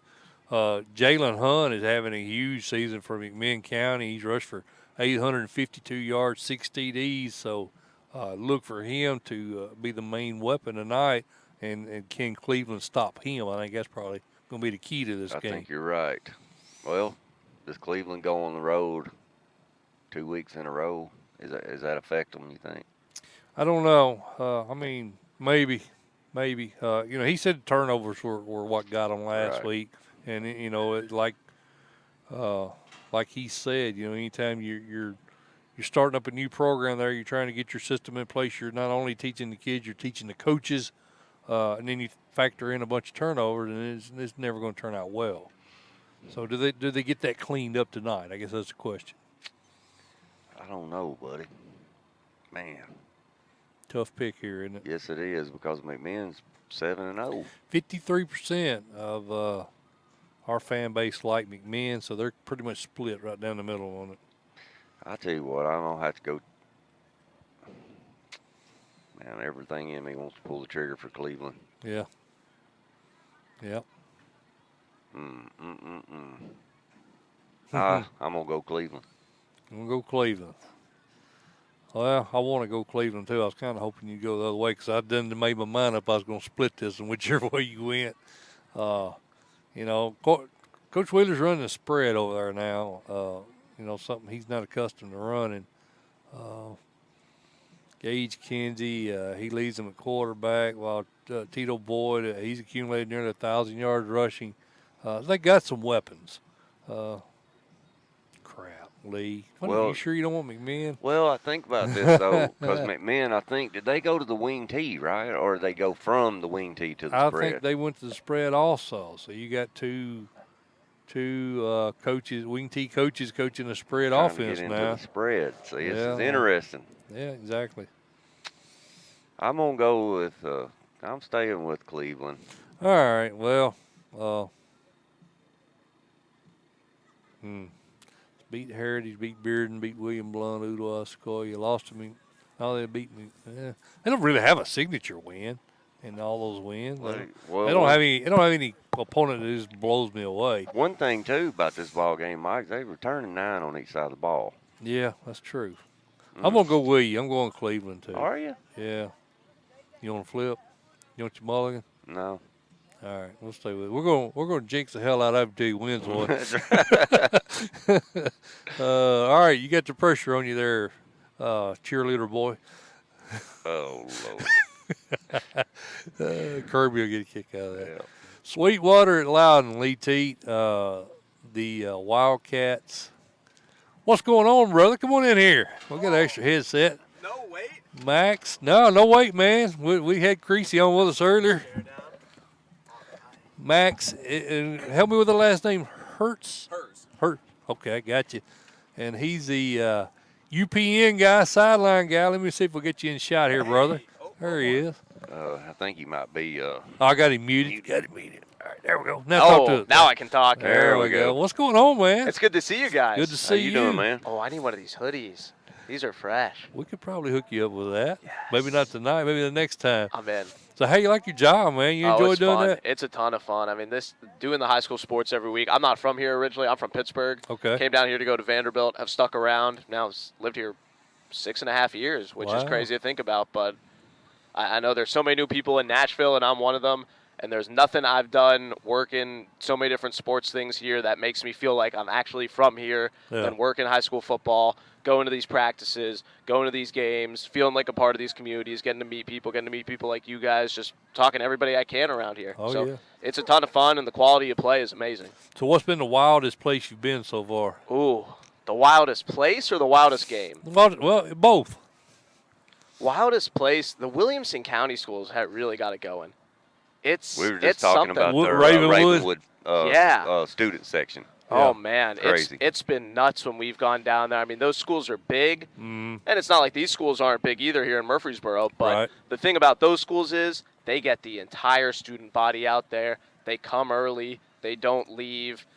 And, I mean, there's no incentive for them to do that other than they love their school and they love watching their friends play, which is incredible. So, I mean, it's something that ingrained, and the schools kind of set the pace for each other, keep trying to one-up each other. Right. So that's special. But, man, I make a point to go into the student section everywhere we go, get a shot of that. So, I mean, it's the heart of these communities. It really is. You do a good job with it, man. I enjoy watching. Matter of fact, I've got the recorder set to get the game tonight when we leave. But that's got to – I kind of thought when Murphy Fair was with you guys. I kind of told him, if you ever need anybody to fill in, man, I could do the sideline gig. I think that'd be right up my alley. Oh, it's a ton of fun. It's so much fun. Is this your second year doing Yes, it? second year. Yeah. So I mean, if nothing else, the interactions with the players are incredible. I mean, when we had Riverdale a few weeks ago when they played and almost beat Blackman. Crazy game. I mean, if we get anything like that tonight, we're in good shape. Yeah, exactly. We'll see if that happens. That's what we're hoping for. I think on paper, you look at it, man, Oakland just looks. Yeah. Well, you followed them last year also. You know, that defense is just freakishly good. How many wins is it in a row now? I knew you was going to ask that. Well, they won 15 last year, and then what, 21, 22 in a row. 22, something like that. You should know that. You get the sideline gig, man. It's all written down. It's all up there. I think they're ranked 23rd in the nation. Are they? Yep. I think so. Yeah. Yep. In the USA Today poll, the nationwide poll. Yeah. I think the shutouts last year in the postseason was so fascinating to me. You know, shutting Maryville out. That's never happened. And then, of course, Whitehaven in the title game. So, and what, they got 8 or 9 kids back on that defense. So, if anything, they're just as good, if not better, this year. So, well, the thing is, they're just poised to peak at the right time, too. But, you know, and you witnessed this yourself a couple of weeks ago, that Riverdale defense is probably the best defense Oakland has faced. So, you know, that front seven for Riverdale, if they're able to slow Oakland down, we potentially have a 14-7 game or something. Yeah, well, Riverdale just needs their playmakers to make plays. I mean, they need third down stops. They just need to force Oakland to punt. I mean, they just need to get the ball back, and I guess it has to be a field position game. But, I mean, if Oakland starts in plus territory even once, that might be the game there. I think Drew Smith's got to have a big game. You know, I think if Riverdale can win the time of possession, they're in it. Yep. And, I mean, they got the backs to do it. I mean, Drew Smith is going to be the bell cow, but they've started using Ja'Cory and Curry more, as you guys have seen. C.J. Johnson in the screen game is almost another back. Right. He's such a big threat for them. Extended handoff. Right. And, I mean, he's the type of thing that they can use to stretch Oakland out a little bit so they don't pack the box as much with their big bodies. Right. I'm looking forward to it, man. Hey, you want to pick some games with us while we get you here? Awesome. I'm in. All right, let's see where we're at. Where were we at, Lee? Did we do Sweetwater, Loudon? Sweetwater, You may not know. I don't know if you go statewide. You may not know some of these. I'm going to start picking out of a hat for some of these. Okay, that's cool. Fine. That's what we do, too. Yeah. you got Loudon undefeated, and, of course, this is a Region 3, probably I'd say for the region title. And then you got Sweetwater under new head coach Mike Martin, having a great year. They're at 5-2. What's your thoughts on this one, Lee? I like Loudon. Redskins all the way tonight. I like Coach Herrig. I like what he's doing over there. You know, I think he had another stint at Loudon prior to this. He did, and then he went to West. He was pretty successful at Loudon prior to that, and now he's come back, and he's carried and the right program on. had really dropped Yes, off it had. in the time when I think there were 3-17 in the years when he left. He's back. He's got things turned around. Of course, they knocked Greenback off earlier in the year, and everybody's got Greenback picked, real high, possibly win the state title. They got to get by South Pitt. Are these guys 3A? These are 3A Yeah, guys. these are 3A. And, of course, they got Alcoa to contend with over there, and then Red Bank. I mean, it's really a tough area to win at 3A. Who do you like in this one? I got a buddy who went to high school in Loudon, Virginia. So I'm going to take Loudon. Loudon, okay. There you go. I'm going with my Lee Corso, just gut feeling. Okay. Because, he's just going, Yeah. Well, so you going Loudon? Yeah, I'm going Loudon. I'm going to throw a curveball at you then. Let's go all the way across the state to Haywood. I know you've heard a lot about them. Chris Smith came over from Germantown. Right. They got a really great team. Their only loss was to Olive Branch, Mississippi. They've got wins over South Gibson, who is very good this year, Dyersburg, Liberty. They beat Henry County, which Henry County beat Brentwood, if you'll remember. So Haywood looks really good. I think they walk in this game against Crockett. Lee? Yeah, I like the Tomcats. I've been on them all year. I was on them all last year. You were? That's Brownsville is a city, Tennessee, in Haywood County. Is that where Walking Tall? No, it's Adamsville. Traditionally, in the Brownsville area, is loaded with athletes. Guy named Tony Delk, I don't know if you remember him. He was a stud at Kentucky. He was from Haywood County. Yeah. They just got a ton of athletes. You guys sold me on Haywood. So, I'm not going to go against the crowd. Did you get the Walking Tall reference? A little bit. Buford Pusser. I know Tony Delk, though. Yeah, so. yeah. He was a ball player. All right. Let's try to find one in the Middle Tennessee. There we go. So you just scrolled right past one. You got, yeah. Portland Springfield. Oh, yeah, okay. There you go. We'll put you on even playing ground here. And this is a tough one to pick for me because this region is just so crazy with Montgomery Central, Creekwood, Portland, and Springfield. I think Portland beat White House, right? Was that last week? 2 weeks ago? They did beat White House. Heritage beat White House last week. Yeah, they beat White House. They beat Greenbrier. They beat Central. And Central. Things are getting a little bonkers up there. It is, man. Up there in Robertson County. Yeah, it's correct. County. It's crazy, man. And I think those are the 4 teams that will be in postseason. But even the first place is not determined. Yeah. I mean, it's just so open. And we're week 9, and you can't tell me any position in that region. You know, it's We're crazy. going to have to start going through the deep tiebreakers up there. Yeah, you're That's right. Not fun. They may have to do that. Pull you're out right. a coin and flip it. Who do you like in this one, Lee? It's at Springfield. Yep, it is at Springfield. We had Dustin Wilson on with us earlier this year. Both teams are coming off a loss, too. Yes. Montgomery Central barely got by Springfield last week, and then Trousdale kind of put it on Portland a little bit, which that's Trousdale's loaded. Yep. I'm gonna go Springfield at home, but I tell you what, this may be a little bit closer. Yeah, I think so too. Then I think Springfield struggled a little bit this year putting points on the board. Right. Defensively, I think they're fine. I just think they're struggling on the offensive side of the ball a little bit, but I like them at home. Who you like, Max? I think Springfield is fast, but they're not that big, and I think that's a pretty good matchup for what I know about Y'all Portland. had them, didn't you? We had Springfield against Clarksville. Yeah, Clarksville, that's right. We saw Springfield last year, too. We saw them put the hurt on Greenbrier last year, but this year we had them against Clarksville. Okay. And Springfield won that game. They did. So it's this will be an interesting one. I think you guys are spot on that Portland can keep this one close, if not win it. Yeah. I'll take Portland. Why not?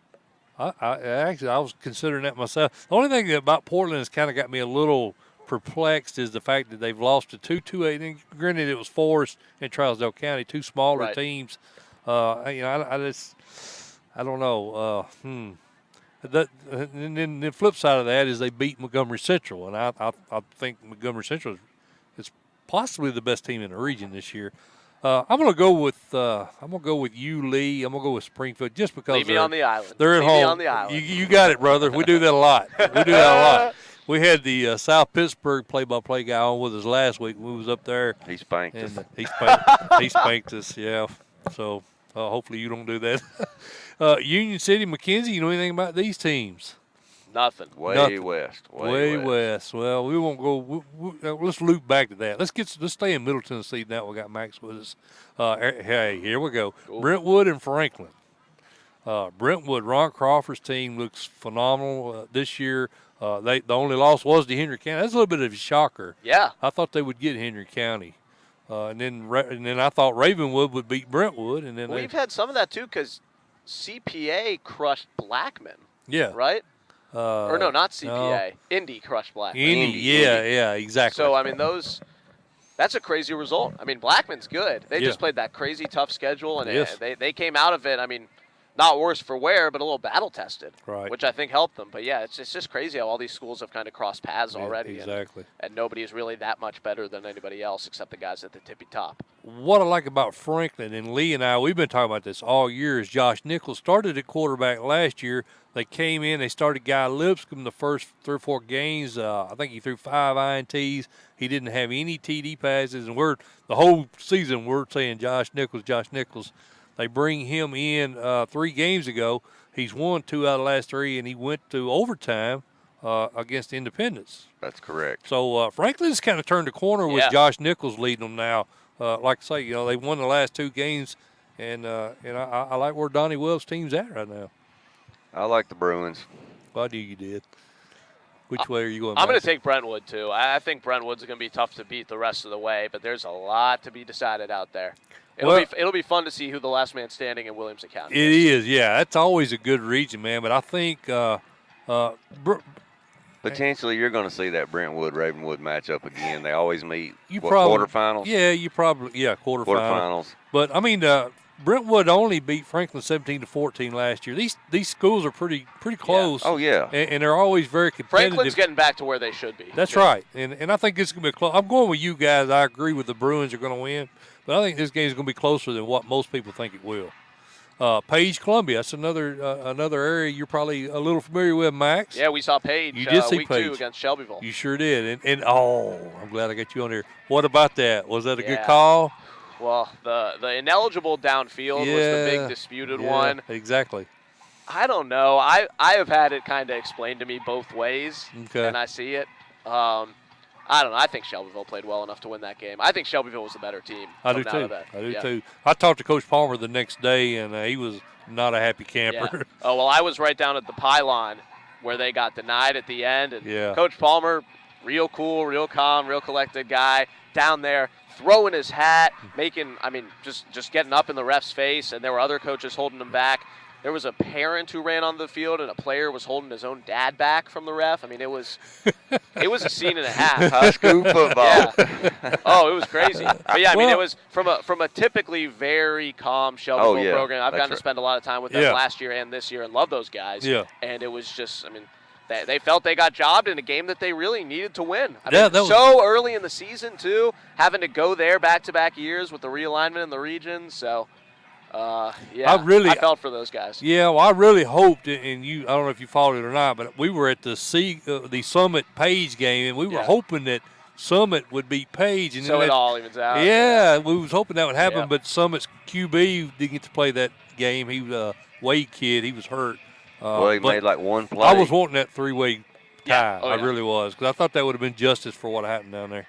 But anyway, getting back to this game, this is a Region 5 game, and Columbia – surprisingly, is 5-2. Jason Holt has a very athletic team. They're coming off a bye week. They've got wins over Franklin County, Lincoln County, Overton. They did have a bad loss to Nolensville and a bad loss to Summit. So does Page have a slip up here? They've already pretty much locked the region up, provided they win the games they're supposed to win. Any possibility of a slip up here by the Patriots? No. Yeah. That's a hard no from me, too. It's a hard no. Those guys are good. They got it the rest of the way, at least until playoffs. Well, I like Bubba Johnson, man. Tailback for Page. We love Bubba. Big Bubba. And Cade Walker's a really good quarterback. So, I agree with you guys. Summertown, Eagleville. I don't know if you had a chance to see either one of these teams. Summertown, Leslie Moe's team, surprisingly good this year, 5-2, 2-1. They've got a loss to Forest. They've got a loss to Mount Pleasant. This game right here will have implications as far as I think both of these teams make the playoffs, but the loser in all likelihood of travel first round, and the winner will probably get that 2 spot. So what do you guys think about this one? I'm going to go Summertown tonight, Mike. Summertown. I am. I know 57% of our followers went with Eagle. Yeah. I'm going to go Summertown, and the reason being is I like the fact that Summertown beat Lewis County and Eagleville lost to them. Yeah. That's common opponents. I can see that, man. And Lewis County, they're the X factor in this whole thing right That's here. Exactly right. This region, like so many regions, is still undecided. There's so many things that can happen. You got, like you said, Summertown and Lewis County, both with 1 loss, but you've got Forest on top of the region still undefeated. So this is Forest's region to lose. What was your pick? I'll take Eagleville since we're in their backyard a little bit here. Yeah, there you go. I'll let them be good hosts. Well, we love Floyd Walker. That dude, he's hilarious. Would you still be feeling this way if Summertown's quarterback hadn't have thrown 3 picks against Mount Pleasant? Yeah. Well, they'd be sitting there with 1 loss. Yeah, I'm leaning towards Summertown, too. I think they actually played Forest closer than Eagleville did. That's right. I think I'm gonna go with you, Lee. I'm going to go Summertown. I'm going to be pulling for Eagleville. But we love Coach Walker. Yeah, Floyd Walker, if you ever get a chance to meet the dude and talk to him, he's great. Is Summertown in our territory for Friday Night Rivals, technically? Yeah, it is. They are, right? Yeah, it is. I don't know when the last time we were over there was. They're over around Columbia area, over in that area. Okay. Yeah. So they're definitely in our reach. Absolutely. So because you picked against them, is that where you're going with that? You made some enemies. Max. No, I got enemies everywhere. Don't worry. It's all good. Huntland and Moore County. I don't know if you've had a chance to deal with either one of these teams. 2 great coaches. These are small communities, but this is a huge rivalry game right here over in Region 5. The winner of this game is sitting in pretty good shape. Fayetteville is the team to beat in this particular region here. But this game right here is probably going to determine number 2. Well, no, I take it back. Cornersville's also in this region. So this will actually probably be for 3rd place. Lee, what do you think? I like Huntland on the road. I think Cameron Reed goes down there to Moore County tonight and gets quite a few yards. Max? I'm going to trust the people. They went with Moore County. I'm going with Moore. The people went with Moore County. You're right. And who'd you say you was going with? Huntland? Yeah, I'm kind of with you, Cameron Reed. I think he's the guy. Now, Moore County did find a good running back last week. Tyler Smith rushed for 242 yards, 3 scores last week. Yep. So they may have found a new tool there, Jason Dobbs' Raiders squad, and they are at home. Well, I come into this one sold on Huntland, but I'm kind of second guessing myself. I'm going to go with first impressions. I'm going to take Huntland now. So let's see, what else have we got in Middle Tennessee, Lee? There you Summit go. Shelbyville. This is a big one right here. It's a whole playoff game right there. Yeah, we talked about this a little bit earlier when we was talking about Page. This is a big game right here. Max, take the lead on this one, man. What do you think about this game? Summit's home? No, Shelbyville at home. Shelbyville's at home. Shelbyville's home. Okay. And I did talk to Brian Coleman. I'll give you a little inside info here. Yeah, let me get it. Yeah. Go on. He thinks Dustin Wade's going to play, and he rested Keaton Wade last week. Keaton Wade played very little against Franklin County, so his big dog should be ready to go tonight.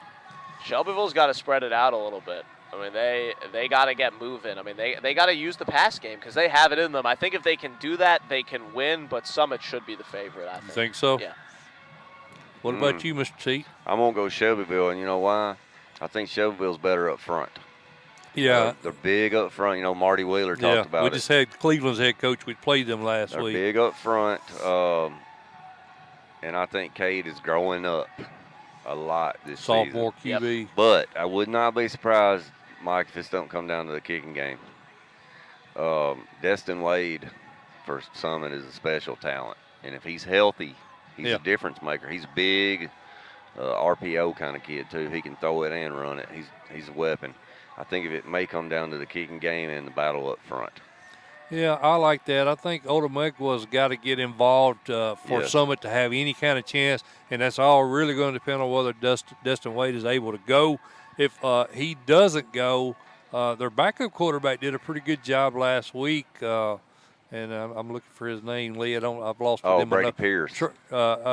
Yeah, you're right, Brady Pierce. That's right. He'd been doing the punting for him. He emerged last week, had a pretty good game for him. They also had Trey Hunter stepped up and carried the ball well in that win over Franklin County. So you got a lot of tools there, but I think Otomega, I think he's the difference here. Yeah. If they can get him involved, they got a real good shot of winning this game. But I'm going to go with you.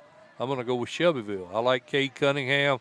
The sophomore has grown leaps and bounds in his first start this year, and he does a good job taking care of the ball. Oh, yeah. All right. And you said Summit, right? I'll take Summit. All right. I'll play the advocate. I got a couple more before I got to bounce. Yeah. All right. I'll tell you what. Let's get one more here. Let's find a good one here. How about this one? Oh. We kind of hit on it a little bit, but we didn't pick it. Yeah. So the game, of course, we're talking about our game here, the battle for the borough, not the battle of the borough. Battle for the borough. Battle for the borough. That's what we think. It's for the borough. Let me see what I have. I bet you have battle of the borough. I don't have my other sheet.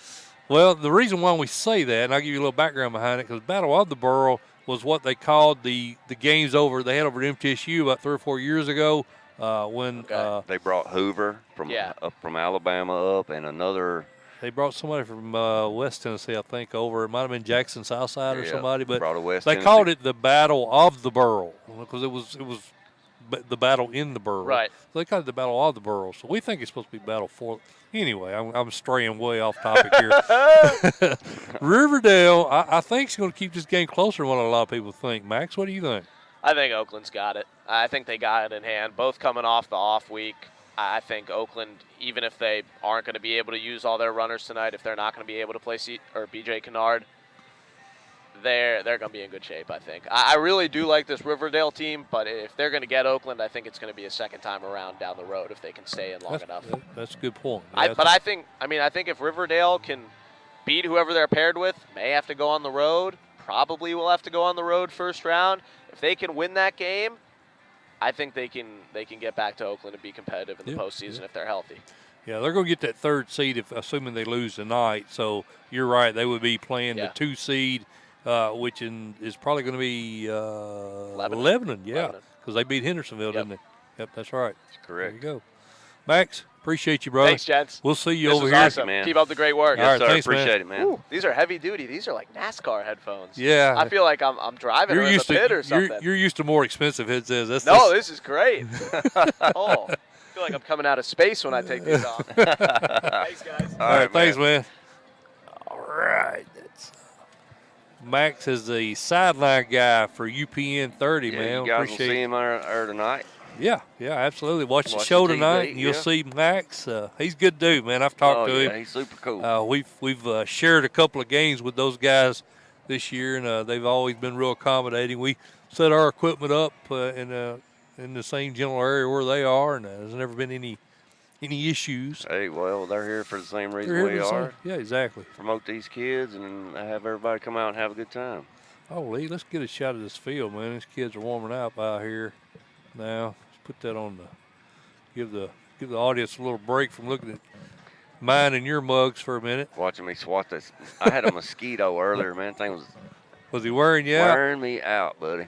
Oh, look at that sky, man. Oh, that red sky. That is a heck of a shot right there. That's awesome. I love it. Love it. That's a beautiful stadium over here, man. It is. The field looks great. Yeah, they got to be proud of that. That's a beautiful shot. I like that, man. We'll have to put that on our website there. All right, Lee, let's get back to picking games, man. We skipped over a bunch. I was trying to stay in his wheelhouse a little bit because, he don't cover I don't know anybody that covers statewide like we do, so we was trying to keep him in his comfort zone, so to speak. A few games we skipped over, Lee. We did cover that one. We did that one. We did Haywood, right? Yep. We didn't skip too many. We skipped Union City, McKenzie. That's a good one right there. This is a battle between two teams that really struggled at times this season, Lee. McKenzie had a huge region win over a solid Gibson County team that soundly defeated Union City. And if there's any game that kind of potentially could sway my vote here, it'd probably be that one. What's your thoughts? Man, I'm kind of leaning the same way, Mike. It's at McKenzie. Yeah. McKenzie got them last year. Right. Man, I don't know, buddy. I know that Dyersburg victory last week. Dyersburg been struggling a little bit. Right. I think I may go Rebels. I'm considering that too. Wade Comer, he does a great job. He had them in the state title game. What was it, back to 07? Does that sound right? 07, 08. They lost that game. I believe it was Charlesdale. I think they lost to. But, yeah, McKenzie, and we thought they were going to be better this year. They've looked pretty good. Two of Union City's losses, though, Lee, were to Peabody and Lake County. Right. Probably the two best teams, in their respective classes.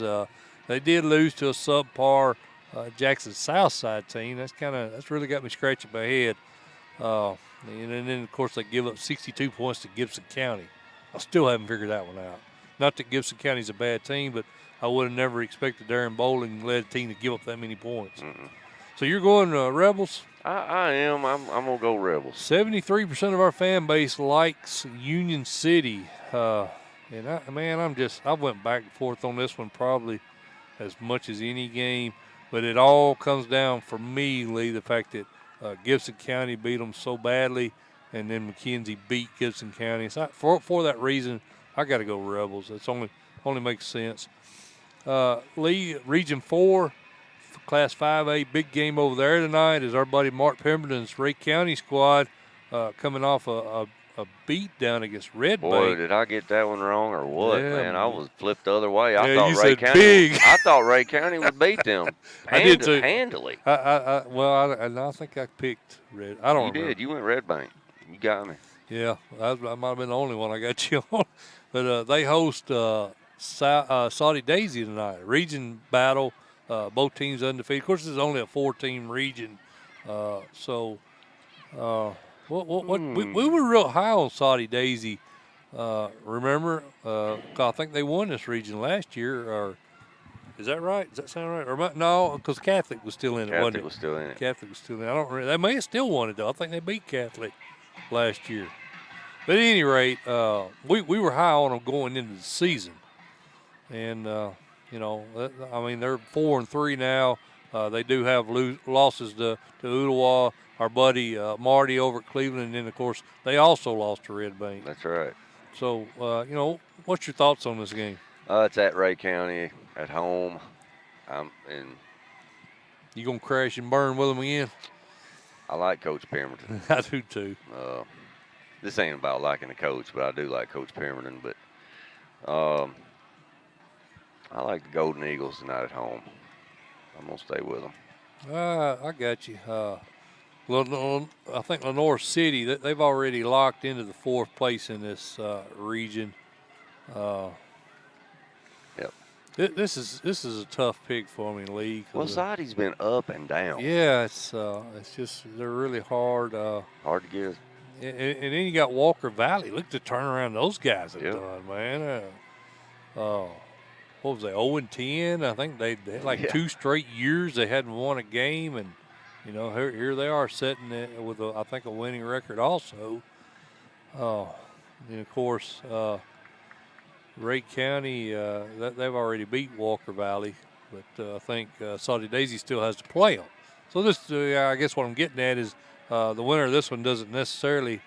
If Saudi Daisy wins this one, that doesn't necessarily mean Rake County. I think Rake County's still in the picture if Walker Valley can knock Saudi Daisy out. I'm going way around the long way to get to this, but this is the region title. If Rake County wins, if Saudi Daisy wins, then Rake County still has an outside shot at a 3-way tie. That's right. I'm going Rake County. I think they take the region tonight. Brentwood and Franklin Lee. We talked about that on that one, yes, sir. Did we pick it? We did. Yeah, we did pick it. We all took Brentwood. I went Bruins. Page and Columbia. We all went Page. Sorry, folks. We like I say, we skipped over a bunch of games. We're trying to go back and recover. We like Huntland. Talked about that. We like Summertown. McNary Central Milan. This is a big game right here. That Region 7 over there, Lee, is just so hard to pick. You've got South Gibson, you've got Covington, you got these 2 teams. I think that's going to be your 4 teams, but I don't know what the order's going to be yet. I mean, it's a tough region to pick. What's your thoughts? I like Milan tonight, but they've got to, some way, shape, or form. Well, both of these teams have common opponents in Bolivar Central and South Gibson. And I think Milan did better against both of those teams.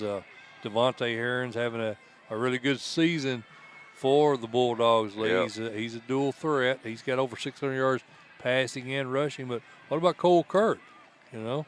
The only thing that worries me, man, like I said, I like Milan at home in this game, but Cole Kirk, to me, the guy you got to stop for McNary is the tailback. Austin Scott. He's got 21 TDs. Yeah, that's exactly. 900-something yards rushing. I think you got to try to. Well, they're averaging 43 points a game, man. There's a lot of offense right there for the Bobcats. So I'm going to pick my poison, and I'm going to try to stop Scott. Yeah, I agree. That's what most good coaches will tell you. You got to stop the run. Yeah, so I'm going to go with Coach Pettigrew and Milan Bulldogs tonight. Milan Bulldogs. Man, I've struggled with this one right here. They lost. They've already got losses to South Gibson and Westview. Of course, I'm talking about Central. Mm-hmm. I think I'm going to go with you. That win, I was a little worried about a little letdown after that huge emotional win over Covington, 14-7. But they did have the bye week, so they got a chance to digest that win. So they should be ready to play tonight. I'm going to go with you, Lee. I'm going to take the Bulldogs also. Waverly and Houston County, Lee. This is another huge game over in the west side of the state. It is. I don't really know where to go with this. Yeah, Randall Bolden in his first year here coming over. Houston County, man, 7-0. 7-0, brother. Looking good. Both teams, they destroyed 3 region opponents, but the one common non-region opponent, McEwen, different results. Houston County won that game, while Waverly fell by 14 to McEwen. That's right.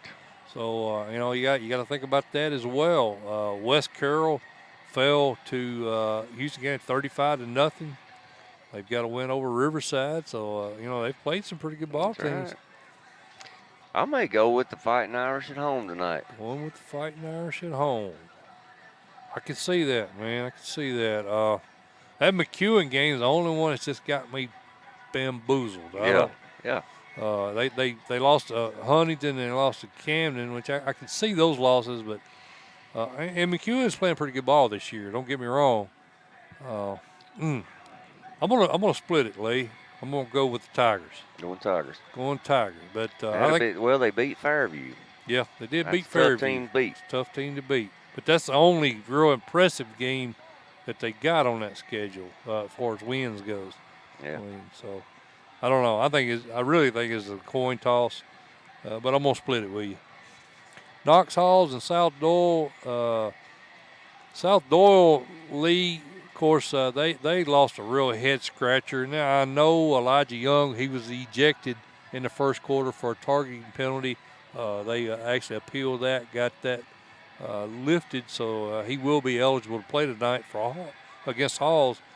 But I still, even without Elijah Young, I mean, I didn't see him losing to Seymour. What do you think about this one?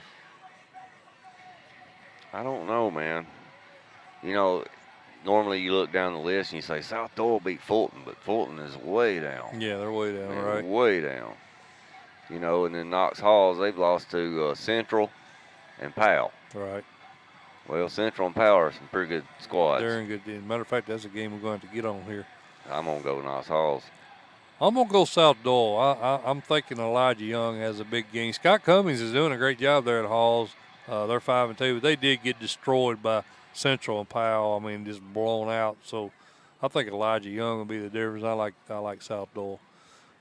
Summit and Chevy, we talked about that one, Lee. Let's hit that. Let's hit this one real quick. Meg's Oneida, of course, we saw Coach Fitzgerald's squad last week against South Pittsburgh. Assuming they don't have a hangover from that loss, I think they beat the Indians tonight. What do you think? I do, too. I think they bounce back. I do. I think they bounce back. They go on the road tonight to Oneida and get the win. Now, Oneida's only losses are to Upperman and Greenback. But, two solid squads. Yeah, but Meg's did beat that same Greenback team. I like Meg's, but I think this is a really close game. Yep. Yeah, I'm going to go with them. And I feel like I need to talk about all these games, Lee. We got all the big games down here at the bottom. Tennessee High and Davy Crockett, two undefeated teams over in Region 1, Class 5A. This will decide that region. Big game tonight, but man, Cade Larkin, that kid is freaking unreal, man. I'm been really impressed with him, Lee. What's your thoughts on this one? One of my buddies that I went to high school with coaches up at Tennessee High is assistant coach up there. Derek Dowdell, his son there, Trevor Dowdell's a running back DB. Right. Having a good year. But I think tonight, Cade Larkins, like you said, and Prince Colley, Dante Hackler, I think David Crockett's got too much, and it's at David Crockett. Yeah, I agree. I like the Pioneers. Well, we talk about Larkin, man. Through 6 games, he's already got 1,689 yards, 26 TDs versus 2 interceptions. We're talking about a kid that threw for 4,000 yards, 42 TDs left. How has he not got any scholarship offers? Do you believe that? Don't know. What the heck? I don't understand it. I know I think he's only like 5'11", but still, man, I can't. He may have some, but I looked at Rivals and I looked at 247, and he didn't even have any colleges interested in him on those 2 websites. Right. I was kind of shocked, but he's a gamer, man. Yeah. I like him. I like So you're going Pioneers. I'm going Pioneers. Gibson County, Covington, South Gibson, and Covington Lee. That's another tough game to pick right there, man. I'm anxious to hear who you go with on this one. Oh my gosh, Mike! They lost to Haywood by 1. I know. That's the only loss they got, brother. They're good. All right. They beat Westview, McNairy Central, Milan. We ain't got but a few seconds here, man. We're running up on time. But, I know. Man, Coach Kirby, I love you. I'm going South Gibson. I love you too, Coach Kirby, but dead go. I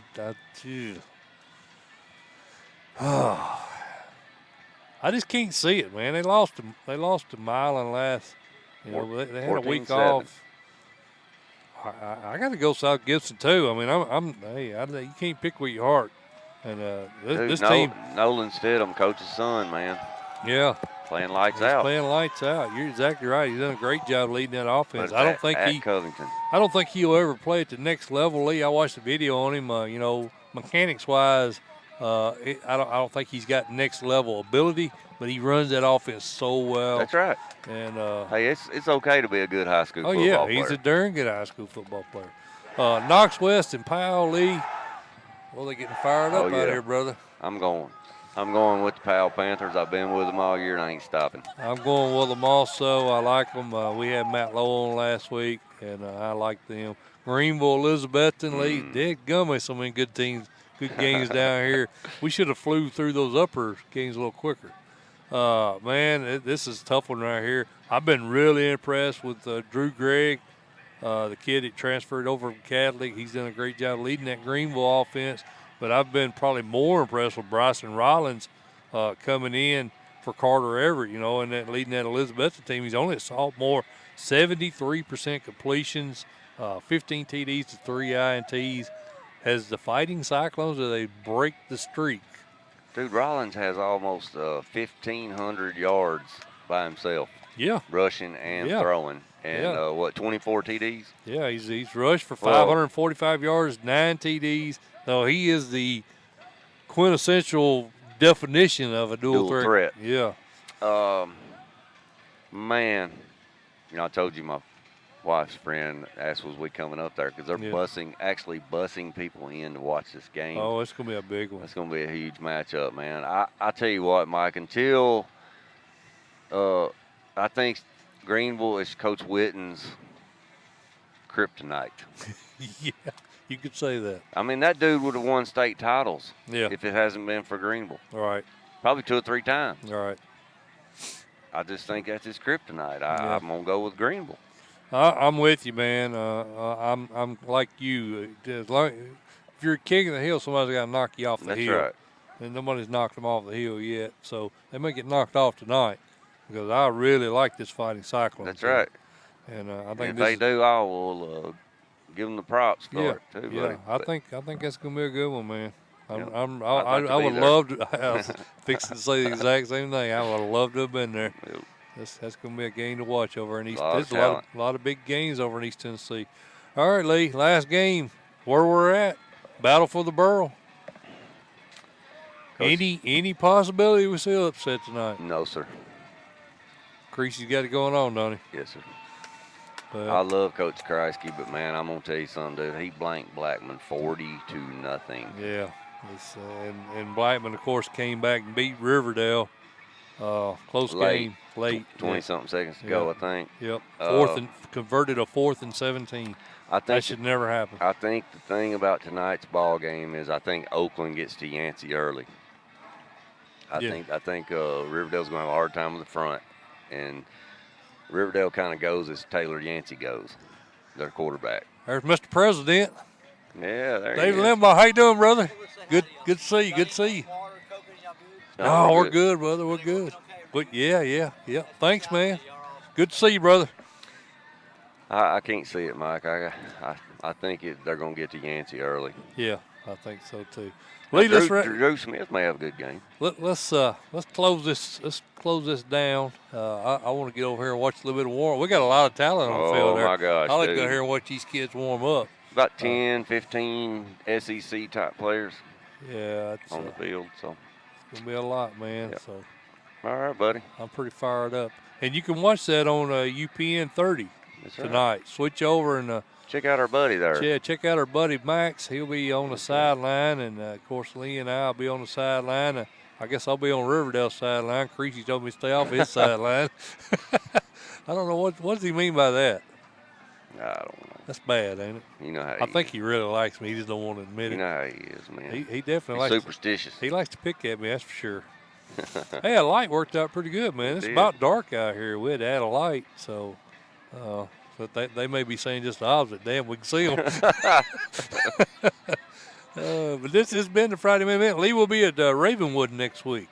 Ravenwood, a big game. And if you're watching this, Eddie Woods, we need to We need you to come on with us, brother. Yeah, sure. We hadn't had Eddie Woods on with us yet. Kane Ridge is the head coach. He's one of our favorites. We got a lot of favorites, but he's a good dude. Good, heck of a coach. Heck yeah. Heck of a coach. So that'll be a good game. I'm fired up.